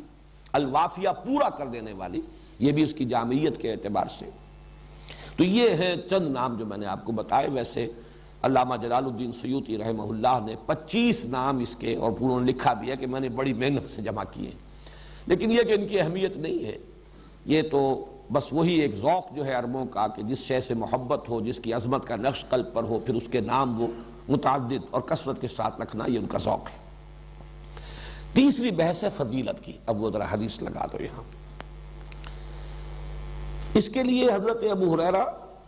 رضی اللہ تعالی عنہ سے ایک حدیث مروی ہے، اور یہ جامع ترمذی میں بھی موجود ہے۔ میں نہیں کہہ سکتا کہ آپ میں سے کتنے حضرات اس کو پڑھ سکیں گے، لیکن بہرحال جو بھی پڑھ سکتے ہوں میں چاہتا ہوں کہ اس حدیث کو تو پورا لفظ بلفظ آپ لوگ پڑھ لیں۔ عن ابی ہریرہ ان رسول اللہ صلی اللہ علیہ وسلم قال لابی بن کعب، حضرت ابو ہریرہ سے مروی ہے کہ حضور صلی اللہ علیہ وسلم نے حضرت ابی بن کعب سے فرمایا، یہ ابی ابن کعب جو ہے یہ انصاری صحابی ہیں، اور ان کا ایک خاص درجہ یہ ہے کہ حضور نے ان کے بارے میں بھی افعل التفضیل کا صیغہ استعمال کیا ہے کہ یہ اقرؤہم ابی ابن کعب، میرے صحابہ میں سب سے بڑا قاری.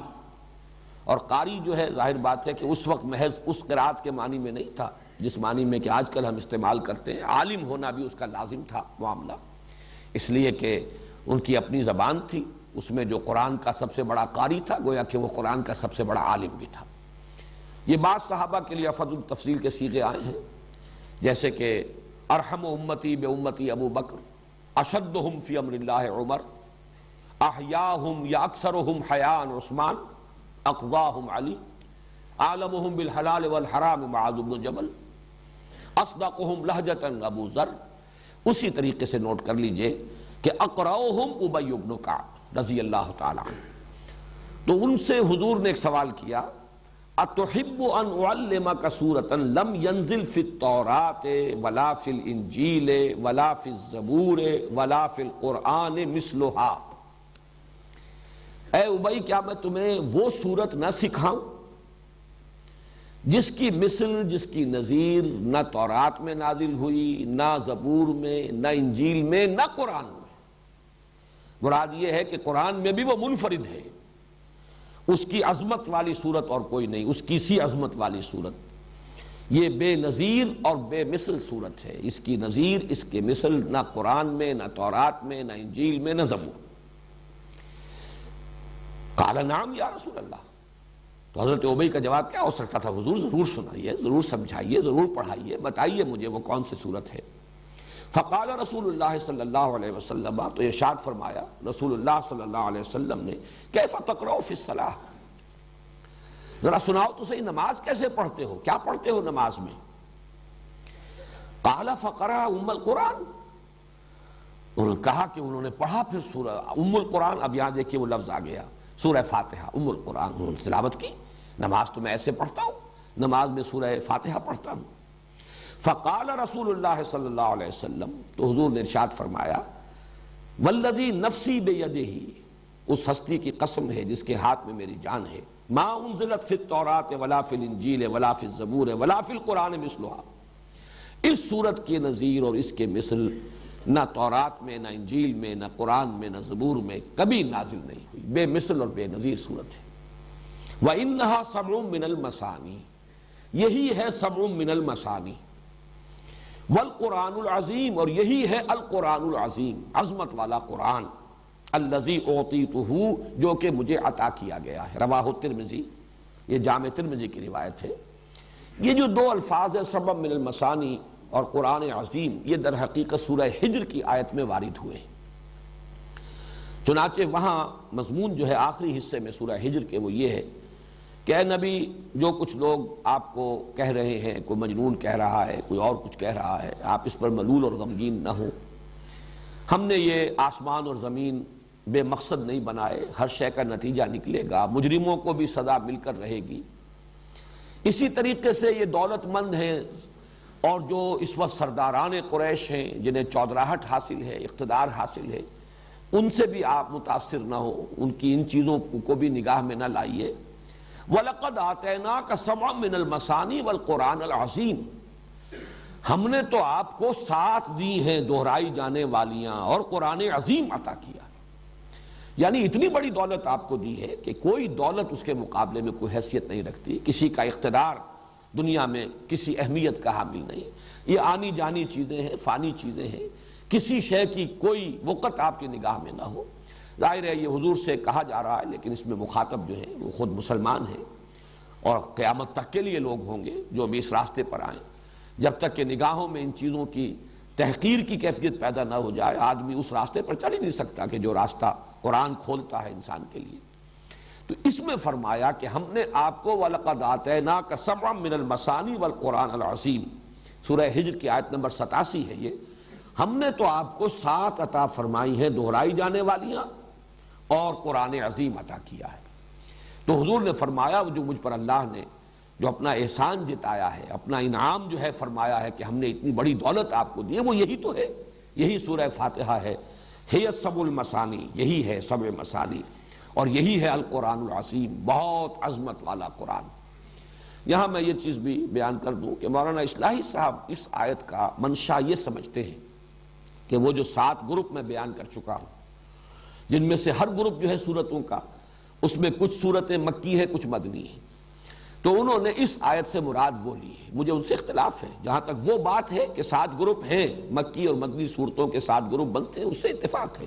وہ میں تعارف قرآن کے ضمن میں تفصیل سے بیان کر چکا ہوں۔ لیکن ضروری نہیں کہ اس آیت میں مراد وہ ہو، جبکہ ہمارے پاس یہ مرفوع حدیث موجود ہے، صحیح حدیث ہے،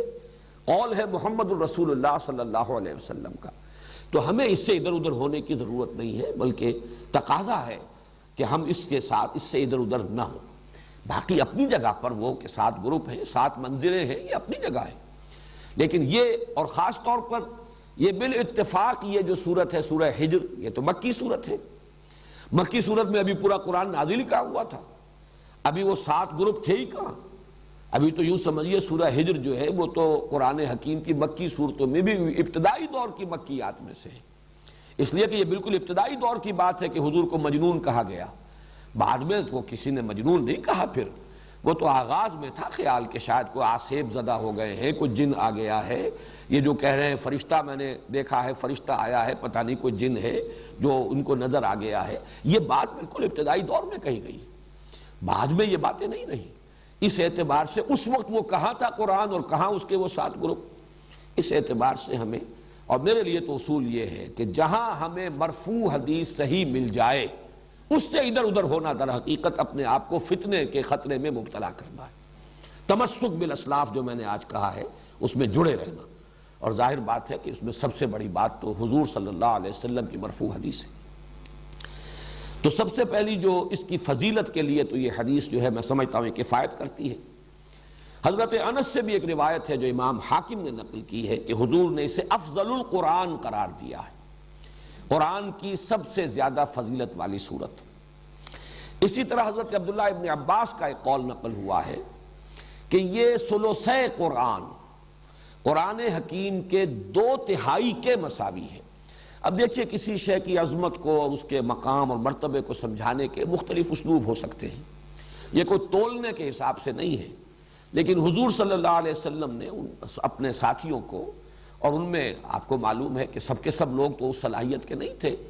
کہ جو کسی چیز کی علمی قدر و قیمت کو جیسے کہ وہ ہے اس کو سمجھ سکتے کما حق ہو، ان میں وہ بھی تھے کہ جن کا اپنا فہم اور اپنی سوچ اس کا دائرہ زیادہ وسیع نہیں تھا، انہیں کوئی ایسی شے جو ہے اس کی تمثیل کی ضرورت تھی، ایسی شے سے تشبیہ اور تمثیل جو ان کی سمجھ میں آتی ہو۔ اب سورہ اخلاص کو کہا گیا ثلث قرآن، 1/3 قرآن، سورہ کافرون کو کہا گیا ربع قرآن، قرآن کا 1/4 حصہ، سورۃ الزلزال کو کہا گیا 1000 آیات کے برابر، یعنی یہ کہ سدس قرآن، قرآن کا 6واں حصہ تقریباً بن جاتا ہے۔ لیکن اس میں جو بلند ترین جو نسبت ہے وہ یہ ہے جو سورہ فاتحہ کو دی ہے حضور صلی اللہ علیہ وسلم نے حضرت عبداللہ ابن عباس رضی اللہ تعالی عنہما سے جو منقول ہے کہ یہ ثلث قرآن یعنی 2/3 قرآن کے برابر ہے۔ چوتھی بحث جو ہے اس کے ضمن میں وہ یہ ہے کہ یہ سورہ مبارکہ نماز کا جزو لازم ہے، جزو لازم۔ چنانچہ اس کے ضمن میں وہ حدیث میں آپ کو سنا دینا چاہتا ہوں کہ جو بخاری میں بھی ہے، مسلم میں بھی ہے، ترمذی میں، ابو داؤد میں، نسائی میں وغیرہم، یوں سمجھیے کہ محدثین نے سب نے اس کو تسلیم کیا ہے، اور یہ حضرت عبادہ ابن صامت سے ہے رضی اللہ تعالی عنہ۔ وہ فرماتے ہیں کہ حضور نے ارشاد فرمایا لا صلاۃ لمن لم یقرأ بفاتحۃ الکتاب، اس شخص کی کوئی نماز نہیں جو فاتحۃ الکتاب یعنی سورہ فاتحہ نہیں پڑھتا، اس کی کوئی نماز نہیں۔ اس کا یہ مفہوم تو متفق علیہ ہے کہ سورہ فاتحہ نماز کا جزو لازم ہے، البتہ اس کے بعد اختلاف ہے، آیا جماعت کی شکل میں جب نماز ادا کی جائے تو امام کے ساتھ ہر مقتدی کا پڑھنا بھی واجب ہے یا نہیں؟ اس میں 3 آراء ہیں ہمارے ہاں، 2 انتہائی آراء ہیں، ایک درمیانی رائے ہے۔ ایک رائے جو ہمارے ہاں تو بہت ہی معروف ہے، مشہور ہے، اس لیے کہ امام ابو حنیفہ کی رائے ہے، فقہ حنفی کا بڑا اہم مسئلہ ہے، اور ہماری عظیم اکثریت جو ہے آبادی کی وہ حنفی المسلک ہے، تو وہ تو یہ ہے کہ امام کی قرات جب ہو رہی ہے، امام کے ساتھ آپ نماز پڑھ رہے ہیں، تو امام کی قرات ہی آپ کے لیے قرات ہے، آپ کو نماز نہیں پڑھنی۔ مقتدی کے لیے یہ سورہ فاتحہ جو ہے اس کا پڑھنا ضروری نہیں، بلکہ نہ صرف یہ کہ ضروری نہیں بلکہ نہ پڑھنا ضروری ہے۔ یہ انتہائی شدت ہے کہ جو حنفی مسلک میں اس بارے میں ہے، اور مثال وہ دیتے ہیں بڑی، یعنی ایک اعتبار سے تمثیل و تشبیہ کے پہلو سے بہت یعنی معقول تشبیہ ہے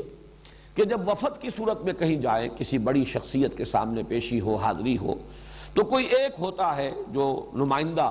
وہ گفتگو کرتا ہے، باقی سب لوگ موجود ہوتے ہیں، ان کی موجودگی گویا کہ ایک طرح کی شمولیت ہے، لیکن یہ کہ گفتگو جو ہے،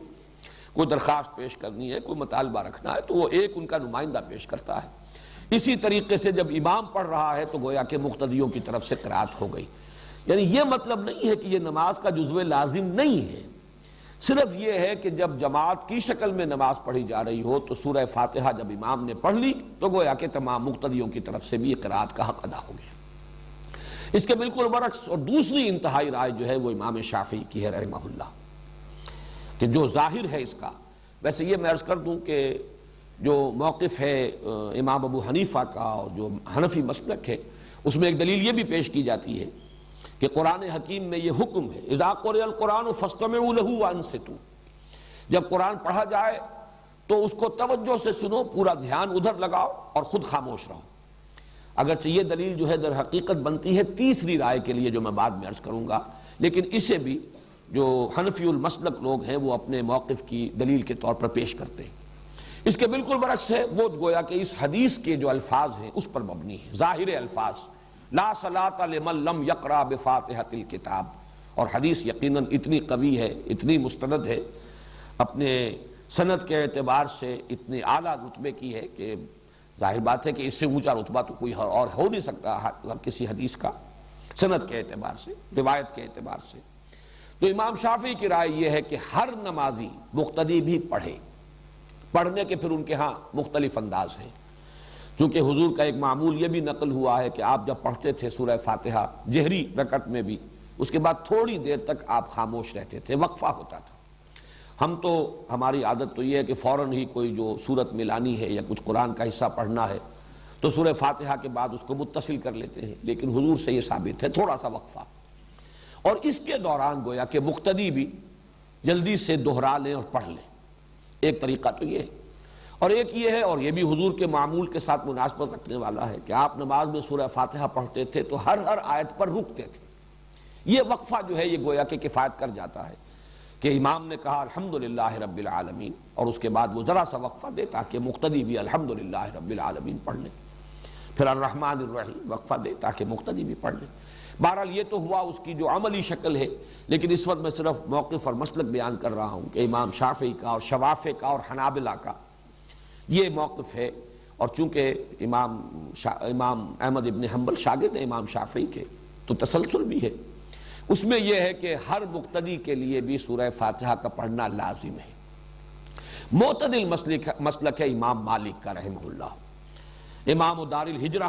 چونکہ وہ امام مدینہ ہے، اس اعتبار سے ان کی بات بہت سے پہلوؤں سے بہت وقی بھی ہے۔ حدیث کا بھی سب سے پہلا مجموعہ جو ہے موطا امام مالک، یہ گویا کہ اولین مجموعہ ہے جس کو کہ فقہی جو بھی ابواب ہیں ان کی شکل میں مرتب کیا گیا۔ امام مالک کا موقف یہ ہے، اور میں اس کو کوئی باک نہیں سمجھتا اس کے بیان کرنے میں کہ میرا اپنا عمل اس پر ہے، وہ یہ ہے کہ جہری رکعت میں امام کی قرات کو توجہ سے سنو، گویا کہ عمل ہو گیا اس آیت پر، اذا قرئ القرآن فاستمعوا له وانصتوا۔ البتہ سری رکعت ہے، اس میں خود سورہ فاتحہ پڑھو، اس لیے کہ اس وقت آپ سن نہیں رہے۔ لیکن یہ کہ ہمارے ہاں بعض جو مفتی حضرات ہیں، حنفی مفتی حضرات، وہ اس میں بہت شدت سے کام لیتے ہیں کہ فرض کیجئے کوئی رکعت آپ کی چھوٹ گئی تھی، پہلی رکعت رہ گئی تھی، آپ دوسری میں شریک ہوئے، تو اب اگر آپ اپنی رکعت پہلی جو ہے پڑھنے کے لیے، جبکہ باقی نمازی فارغ ہو گئے، سلام پھر چکا، امام سلام پھر چکا، اب آپ کھڑے ہو کر جو رکعت پڑھ رہے ہیں، تو شدت کی انتہا یہ کہ اس رکعت میں بھی سورہ فاتحہ مت پڑھو،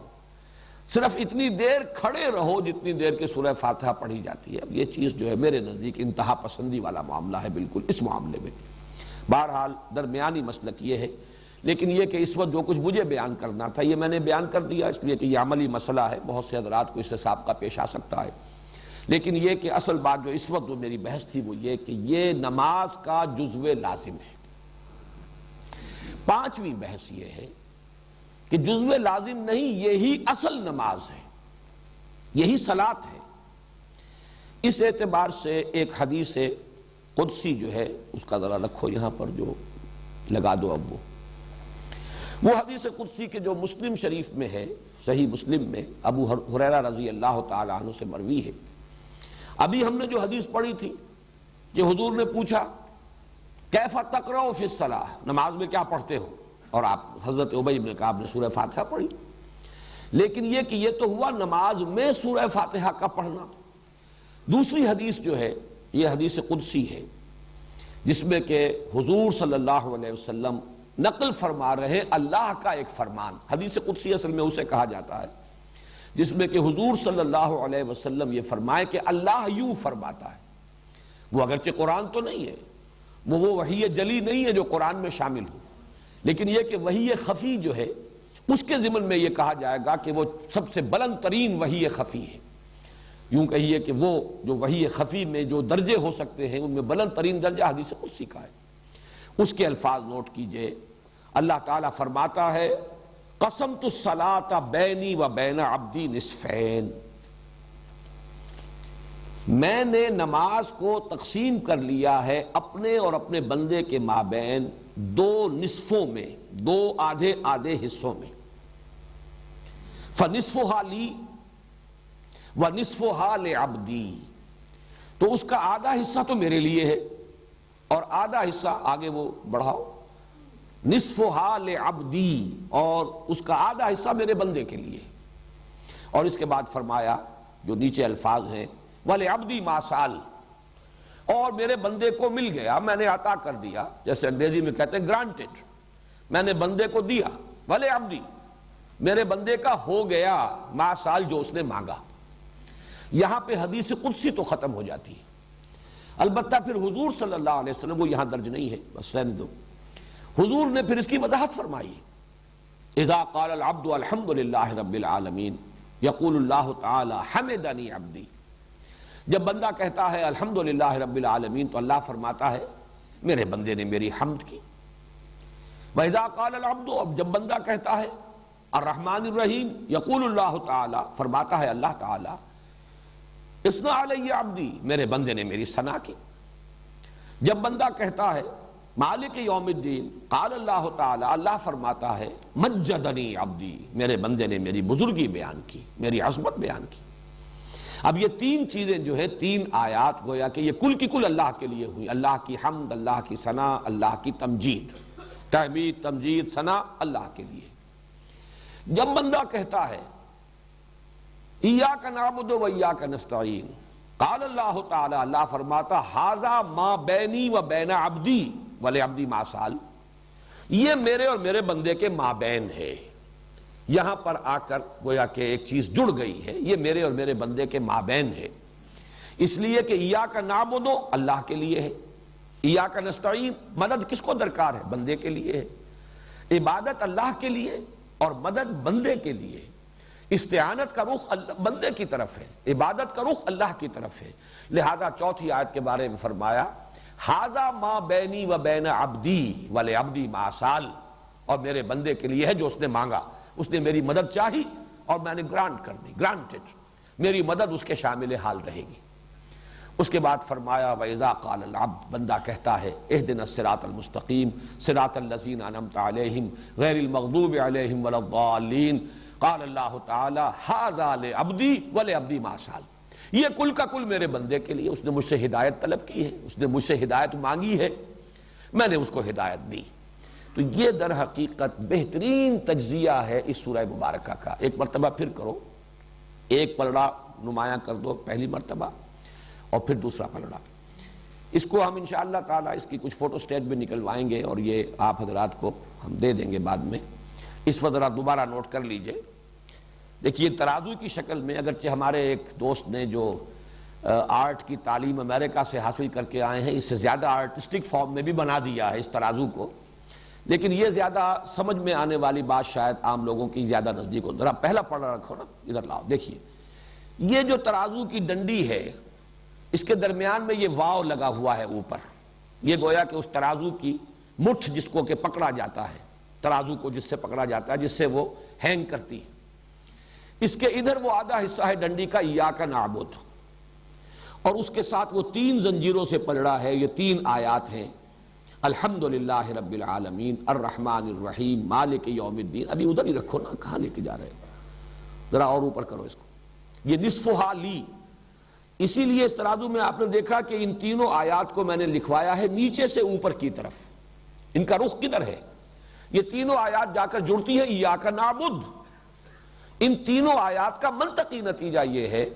الحمدللہ رب العالمین الرحمن الرحیم مالک یوم الدین. ان تینوں کا منطقی نتیجہ ایاک نعبد. اے اللہ ہم تیری ہی بندگی کرتے ہیں, تجھ ہی سے مدد مانگتے ہیں, نہیں تیری ہی بندگی کرتے ہیں اور کریں گے. اب دوسرا پڑھا لاؤ, وَإِيَّاكَ نَسْتَعِينُ, اور ہم تجھ ہی سے مدد چاہتے ہیں اور تجھ ہی سے مدد چاہتے رہیں گے. اس کی پھر آیات میں نے لکھوائی ہیں اوپر سے نیچے کی طرف, اس لیے کہ یہ اس کی تشریح اور تفصیل ہے. اب اہدنا الصراط المستقیم صراط الذین انعمت علیہم غیر المغضوب علیہم ولا الضالین. یہ 3 زنجیریں ہیں جن سے یہ جو استعانت والا پلڑا ہے اور ہدایت طلب کرنے والا پلڑا ایاک نستعین کے ساتھ منسلک ہے. اب دوبارہ غور کیجئے جو اس کے اوپر عنوان ہم نے قائم کیا ہے, حضور کی نقل کردہ حدیث قدسی, اللہ تعالیٰ کا فرمان قسمت الصلاۃ بینی و بین عبدی نصفین, میں نے تقسیم کر دیا ہے نماز کو اپنے اور اپنے بندے کے مابین آدھا آدھا, 2 نصف. اور اس قدر مکمل تقسیم ہے یہ کہ واو درمیان میں ہے اور اس واو کے ساتھ ایک ڈنڈی کا ایک سائٹ, ڈنڈی کا دوسرا سائٹ, ایاک نعبد و ایاک نستعین. اور یہ 3 آیات الحمدللہ رب العالمین الرحمن الرحیم مالک یوم الدین اور ایاک نستعین کے ساتھ اہدنا الصراط المستقیم صراط الذین انعمت علیہم غیر المغضوب علیہم ولا الضالین. بس ایک فرق نوٹ کیجئے کہ یہ جو دعا ہے اصل نماز, اس لیے کہ نماز کا اصل مفہوم کیا ہے, نماز کے بارے میں یہ تھوڑی سی وضاحت میں کر دوں. صلاۃ کا لفظ جو ہے اس کا لغوی مفہوم تو ہے سب سے زیادہ حرارت حاصل کرنا, آگ تاپنا. اس سے اصل مقصود کیا ہے یہ میں پھر کبھی اس کو کسی اور موقع پر تفصیل سے عرض کروں گا. اس وقت ہمارے مضمون سے یہ بات ذرا زیادہ ہٹ جائے گی. لیکن اس سے جو مراد لیا گیا ہے صلاۃ سے, الصلاۃ والدعاء, یا صلاۃ کے معنی ہے متوجہ ہونا. اور یہ صلاۃ کا لفظ دونوں طرف استعمال ہوگا. بندہ متوجہ ہوتا ہے اللہ کی طرف تو دعا, درخواست, اپنے لیے کچھ مانگنے کے لیے. لہذا بندے کی طرف سے جب صلاۃ کا لفظ آئے گا تو دعا اور کچھ طلب کرنا, درخواست پیش کرنا. بندہ جب متوجہ, اللہ جب متوجہ ہوتا ہے بندے کی طرف, عنایت, شفقت, رحمت, یہ عنایت, شفقت اور رحمت یہ اللہ کی صلاۃ ہے. اور دعا اور اللہ سے درخواست کرنا اور مانگنا یہ بندے کی صلاۃ ہے. اسی لیے صلاۃ علی کا لفظ آئے گا, هو الذی یصلی علیکم وملائکتہ. اہل ایمان, اللہ تم پر جو ہے متوجہ ہوتا ہے اپنی عنایتوں کے ساتھ, وہ اپنی رحمت کے ساتھ, اپنی شفقتوں کے ساتھ. یہی ہے جو ہم کہتے ہیں اللہم صلی علی محمد وعلی آل محمد. پروردگار بھیج درود, کیا معنی؟ اپنی رحمتیں, اپنی شفقتیں, اپنی عنایتیں نازل فرما محمد صلی اللہ علیہ وسلم پر. لیکن بندے کے لیے جب لفظ آئے گا تو لفظ توجہ جو ہے وہ گویا کہ مشترک ہے. اور نماز کا افتتاح جو ہے وہ بھی اسی کلمے سے ہونا چاہیے, انی وجہت وجہی للذی فطر السماوات والارض حنیفا وما انا من المشرکین. بندہ متوجہ ہوگا تو اللہ سے مانگے گا, دعا کرے گا, استغفار کرے گا, اللہ سے سوال کرے گا. اسی لیے میں نے وہ نام آپ کو گنوائے تھے. یہ سورت جو ہے سورت الدعاء ہے, یہ سورت الصلاۃ ہے, یہ سورت السؤال ہے, یہ سورت المناجات ہے. تو اس نماز کا اصل حصہ جزو لا ینفک, بلکہ اصل نماز یہ سورہ فاتحہ ہے. فرق یہ ہے کہ اس مصحف کا اختتام ہوتا ہے معوذتین پر, وہاں پر قل کا لفظ آیا ہے, قل اعوذ برب الفلق, قل اعوذ برب الناس. یہاں قل کا لفظ نہیں آیا. بلکہ یہ کہ دعا گویا کہ تلقین کر دی ہے اللہ نے، اور اس کا جو اصل سبب ہے وہ میں اپنی اگلی بحث میں بیان کر رہا ہوں۔ لیکن اس وقت اس تجزیے کے حوالے سے چند مباحث ہیں جو اختلافی ہیں، ان کو ذرا اچھی طرح سمجھ لیجئے۔ پہلا اختلاف یہ ہے کہ آیت بسم اللہ سورہ فاتحہ کا جز ہے یا نہیں۔ اس میں بھی مدینہ، بصرہ اور شام کے قراء، قرات خود اپنی جگہ پر ایک بہت بڑا فن ہے، ان کی رائے اور امام ابو حنیفہ کی رائے یہ ہے رحمہم اللہ، ان تمام ائمہ قرات پر بھی اللہ کی رحمتیں ہوں، امام ابو حنیفہ پر بھی اللہ کی رحمتیں ہوں، ان کی رائے یہ ہے کہ آیت بسم اللہ صرف سورۃ النمل کا جز ہے، جہاں حضرت سلیمان علیہ السلام نے جو خط لکھا تھا ملکہ سبا کو، اس میں انہو من سلیمان و انہو بسم اللہ الرحمن الرحیم، باقی کسی سورت کا یہ جز نہیں ہے، سورہ فاتحہ کا بھی جز نہیں ہے اور کسی سورت کا جز نہیں ہے، یہ صرف تبرک کے طور پر یا سورتوں میں فصل کرنے کے لیے یہ سورت جو ہے مصحف میں درج کی جاتی ہے، یہ آیت بسم اللہ، لہذا اس کی گنتی بھی نہیں ہوگی، شمار میں بھی اس کو بار بار نہیں لایا جائے گا، اور کسی بھی سورت کا یہ جز نہیں ہے، سوائے سورہ توبہ کے ہر سورت سے پہلے یہ صرف تبرک کے طور پر اور ایک علامت کے طور پر کہ یہاں ایک سورت ختم ہو گئی دوسری سورت شروع ہو رہی ہے تو درمیان میں یہ آیت درج کر دی جاتی ہے، ورنہ یہ کسی بھی سورت کا جز نہیں۔ یہ رائے ہے مدینہ، بصرہ اور شام کے قراء کی، اور یہی رائے ہے امام ابو حنیفہ رحمہ اللہ کی۔ دوسری رائے اس کے بالکل برعکس مکہ اور کوفے کے قراء اور ائمہ اربعہ میں سے امام شافعی کی رائے یہ ہے کہ یہ ہر سورت کی جزو ہے، چنانچہ سورہ فاتحہ میں بھی اس آیت بسم اللہ کو شامل کیا جائے گا۔ یہی وجہ ہے کہ آپ نے دیکھا ہوگا کہ ہمارے ہاں جو مسلک سلفی مسلک ہے اہل حدیث حضرات، وہ جب جہری رکعت میں کوئی امام قرات کرتا ہے تو آیت بسم اللہ کو بھی وہ بلند آواز سے پڑھتا ہے۔ عام طور پر حنفی جو ہے اس کو پڑھتے ہیں شروع کی پہلی رکعت میں، لیکن یہ کہ وہ اخفاء کے ساتھ پڑھتے ہیں، لیکن یہ کہ ان حضرات نے چونکہ وہ اسے سمجھتے ہیں کہ یہ اس سورہ مبارکہ کا جزو لازم ہے، لہذا وہ جب جہری قرات شروع کریں گے تو بسم اللہ الرحمن الرحیم الحمدللہ رب العالمین الرحمن الرحیم، یہ صرف اختلاف جو ہے میں اس لیے بیان کر رہا ہوں کہ اس کی جو اصل بنیاد ہے آپ پر واضح ہو جائے، ورنہ ان چیزوں کی قطعاً کوئی اہمیت نہیں، لیکن یہ کہ علمی طور پر یہ مسئلہ جان لیجئے۔ میری رائے اس میں امام ابو حنیفہ کی رائے کے ساتھ ہے، یہ سورہ فاتحہ کا جز نہیں ہے،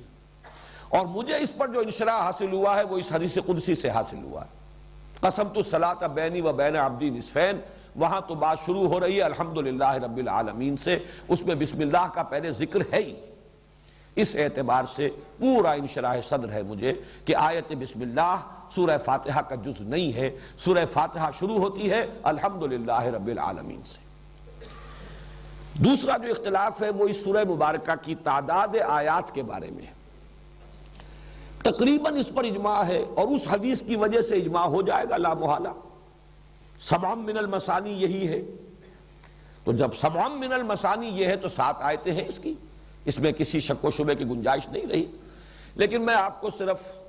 یہ چونکہ شاذ آراء بھی موجود ہیں لہذا وہ بتا رہا ہوں، بعض لوگوں کے نزدیک 6 آیات بھی ہیں، وہ آخری جو 2 آیات ہم سمجھتے ہیں عام طور پر صراط الذین انعمت علیہم غیر المغضوب علیہم ولا الضالین سے ایک ہی آیت شمار کرتے ہیں، تو گویا کہ اب وہ 7 کی بجائے 6 رہ گئی۔ ان میں سے بعض حضرات وہ ہیں کہ جو ان دونوں آیتوں کو ایک شمار کرتے ہیں لیکن آیت بسم اللہ کو شامل کر لیتے ہیں، پھر 7 ہو گئی۔ آیت بسم اللہ الرحمن الرحیم ایک آیت، اس کے بعد الحمدللہ رب العالمین دوسری آیت، یوں اگر شمار کریں گے تو آخری 2 آیتیں جو ہیں ان کو اگر ایک شمار کر لیا جائے صراط الذین انعمت علیہم غیر المغضوب علیہم ولا الضالین، تو پھر تعداد وہی 7 رہ جائے گی۔ بعض حضرات یہ جو درمیان والی آیت ہے، یہ جو ڈنڈی ہے اس ترازو کی، اور اس میں یہ بات نظر آ رہی ہے کہ یہ 2 مکمل جملوں پر مشتمل ایک آیت ہے، ایاک نعبد مکمل جملہ ہے، ایاک نستعین مکمل جملہ ہے، درمیان میں حرف عطف ہے، بعض حضرات اس کو 2 آیتیں شمار کرتے ہیں، اب 2 آیتیں شمار کر کے پھر اس کی تعداد جو ہے 8 بن جائے گی، اور جو حضرات آیت بسم اللہ کو بھی شامل کریں گے اور اس کے بھی 2 آیتیں مانیں گے ان کے نزدیک تعداد 9 چلی جائے گی۔ یہ ہے شاذ آراء، 6 8 9، لیکن تقریباً اجماع ساتھ پر ہے۔ اور میرے نزدیک یہ حدیث قدسی معین کر رہی ہے، یہ دونوں آیتیں جو ہیں، یہ جو درمیان کی چوتھی آیت ھذا ما بینی و بین عبدی، یہ تو در حقیقت انٹرلاکنگ ہے۔ یہ تو یہ لفظ استعمال میں کر رہا ہوں، اگرچہ یہ لفظ اللہ کی ذات کے ساتھ استعمال کرنا مناسب نہیں ہے، تشبیہ سمجھ لیجئے، بلا تشبیہ بلا تمثیل، یہ مصافحہ ہو رہا ہے بندے کا پروردگار کے ساتھ۔ جیسے بیعت ہوتی ہے مصافحہ ہوتا ہے، اور جیسے قرآن مجید میں آیا ہے کہ اے نبی جو لوگ آپ سے بیعت کر رہے ہیں ان الذین یبایعونک انما یبایعون اللہ ید اللہ فوق ایدیہم، جو لوگ آپ سے بیعت کر رہے ہیں حقیقت میں وہ اللہ سے بیعت کر رہے ہیں اور اللہ کا ہاتھ ان کے ہاتھ کے اوپر ہے، وہ غیر مرئی ہاتھ ہے، نظر نہیں آتا، لیکن یہ کہ در حقیقت یہ مصافحہ ہے بندے کا اپنے رب کے ساتھ، ایاک نعبد و ایاک نستعین، معاہدہ ہے یہ، مصافحہ معاہدہ، یہ در حقیقت یہ ایک ہی وزن پر باب مفعلہ کے یہ مصدر ہے، یہ معاہدہ۔ اسی لیے کس قدر پیارے الفاظ ہیں حدیث قدسی کے، ھذا ما بینی و بین عبدی۔ معاہدے کے اندر دو چیزیں ہوتی ہیں، دو فریق، بندے کا عہد یہ ہے کہ ایاک نعبد، اور اللہ کی طرف سے وعدہ یہ ہے ہدایت میرے ذمے ہے، ان علینا للہدی وان لنا للآخرۃ والاولی، ہدایت دینا ہمارے ذمے ہے، یہ وعدہ اللہ نے کیا، اور یہ گویا کہ ھذا ما بینی و بین عبدی ولعبدی ما سأل، اور دیا میں نے اپنے بندے کو جو اس نے مانگا، جو اس نے سوال کیا۔ اس اعتبار سے صحیح بات یہی ہے کہ یہ درمیانی آیت ایک ہی ہے، ایاک نعبد و ایاک نستعین، اور تقسیم صحیح اسی طرح ہوتی ہے، پہلی تین آیات، اس سے پہلے آیت بسم اللہ کو شامل کر لیجئے، وہ 4 بن جائیں گی، وہ برابر کے 2 حصوں میں تقسیم ناممکن ہو جائے گی۔ وہ 3 آیتیں ہیں جیسے کہ وہ 3 لڑیوں کی شکل میں نظر آئیں، الحمدللہ رب العالمین الرحمن الرحیم مالک یوم الدین، ایاک نعبد ایاک نستعین اہدنا الصراط المستقیم صراط الذین انعمت علیہم غیر المغضوب علیہم ولا الضالین۔ تو یہ جو تجزیہ ہے اس سورہ مبارکہ کا اس حدیث قدسی کے حوالے سے، تو بہت سے یہ مختلف فی مسائل، ویسے یہ کہ اس کے لیے دلائل اور استدلال ادھر سے ادھر سے کیے جائیں تو بحث الجھ جائے گی، میں سمجھتا ہوں کہ اس حدیث قدسی نے ان تمام مسائل کے حق میں، ان کے ضمن میں قول فیصل ہمیں عطا فرما دیا ہے کہ جس پر پورا انشراح جو ہے ہمیں حاصل ہو سکتا ہے۔ ایک بات اور نوٹ کر لیجئے، میرا تو ارادہ تھا اصل مضمون آج مزید جو ہے شروع کرنے کا، کہ اس کا اصل مضمون ہے کیا۔ یہ تو در حقیقت قرآن مجید کے حکمت اور فلسفے کے لیے جڑ اور بنیاد اور اساس کا درجہ رکھتی ہے، ام القرآن کیوں ہے، اساس القرآن کیوں ہے، لیکن یہ کہ اب اس کا وقت آج نہیں ہے، وہ تو انشاءاللہ کل کریں گے، لیکن ایک ذرا اس کا نحوی تجزیہ بھی کر لیجئے۔ پہلی 3 آیات، اگرچہ صرف پہلی آیت میں 2 الفاظ بھی مکمل جملہ بن جاتے ہیں، الحمدللہ، یہ جملہ اسمیہ خبریہ بن گیا، جملہ مکمل ہو گیا، لیکن اس کے بعد پوری 3 آیتیں آپ پڑھ جائیے، یہ اسی کے ساتھ شامل ہوتی چلی جائیں گی، علیحدہ جملہ کوئی نہیں آیا، یہ کہا جا سکتا ہے کہ یہ تینوں آیتیں ایک ہی مکمل جملہ بنتی ہیں۔ الحمدللہ رب العالمین الرحمن الرحیم مالک یوم الدین، کل حمد اللہ کے لیے جو تمام جہانوں کا رب ہے، جو رحمان ہے، جو رحیم ہے، جو جزا و سزا کے دن کا مالک ہے۔ یہ تمام جو آ رہا ہے رب العالمین، یہ بھی اللہ کا بدل ہے یا اللہ کی صفت ہے۔ الرحمن اللہ کی صفت دوم، الرحیم اللہ کی صفت سوم، مالک یوم الدین اللہ کی صفت چہارم، یہ تمام صفات ہیں۔ اصل میں در حقیقت ایک ہی جملہ بنے گا، الحمدللہ رب العالمین الرحمن الرحیم مالک یوم الدین۔ اسی طرح پڑھا جو دوسرا ہے ترازو کا، اس کو لیجئے، اہدنا الصراط المستقیم مکمل جملہ ہے، لیکن اگلی 2 آیتیں اسی کے ساتھ جڑیں گی تو جملہ بنے گا، ورنہ وہ اپنی جگہ پر مکمل جملہ نہیں ہے، وہ اسی کے ساتھ، جیسے کہ میں نے آپ کو سورۃ العصر کے ضمن میں بتایا، سورۃ العصر 3 آیات پر مشتمل ہے، مکمل جملہ درمیانی آیت مکمل جملہ ہے، ان الانسان لفی خسر، لیکن والعصر بھی اس کے ساتھ شامل ہوگا تو معنی دے گا، قسم کھائی جا رہی ہے، قسم کس چیز پر کھائی جا رہی ہے، ان الانسان لفی خسر۔ اور تیسری آیت الا الذین آمنوا وعملوا الصالحات وتواصوا بالحق وتواصوا بالصبر، یہ بھی اس درمیانی آیت کے ساتھ جڑے گا تو اس کا مفہوم نکلے گا۔ استثناء بیان ہو رہا ہے لیکن مستثنیٰ منہ نہ ہو، کس چیز سے مستثنیٰ؟ تو اس کا کوئی مفہوم معین نہیں ہوتا. لہذا ایک ہی جملہ بنا والعصر ان الانسان لفی خسر الا الذین آمنوا وعملوا الصالحات وتواصوا بالحق وتواصوا بالصبر. اسی طریقے سے الحمدللہ رب العالمین الرحمن الرحیم مالک یوم الدین ایک جملہ ہے. اہدنا الصراط المستقیم، اسی صراط المستقیم کی وضاحت ہو رہی ہے. صراط الذین انعمت علیہم اس کا بدل، غیر المغضوب علیہم ولا الضالین یا انعمت علیہم الذین انعمت علیہم کا بدل. جملہ ایک ہی بنا ہے اہدنا الصراط المستقیم صراط الذین انعمت علیہم غیر المغضوب علیہم ولا الضالین. البتہ درمیانی آیت نمبر 4 جو اس کی اس اعتبار سے اہم ترین آیت ہے، انٹرلاک جہاں ہو رہا ہے، یہ دو حصے آ کر جہاں جڑ رہے ہیں، جو مصافحے کی آیت ہے، معاہدے کی آیت ہے،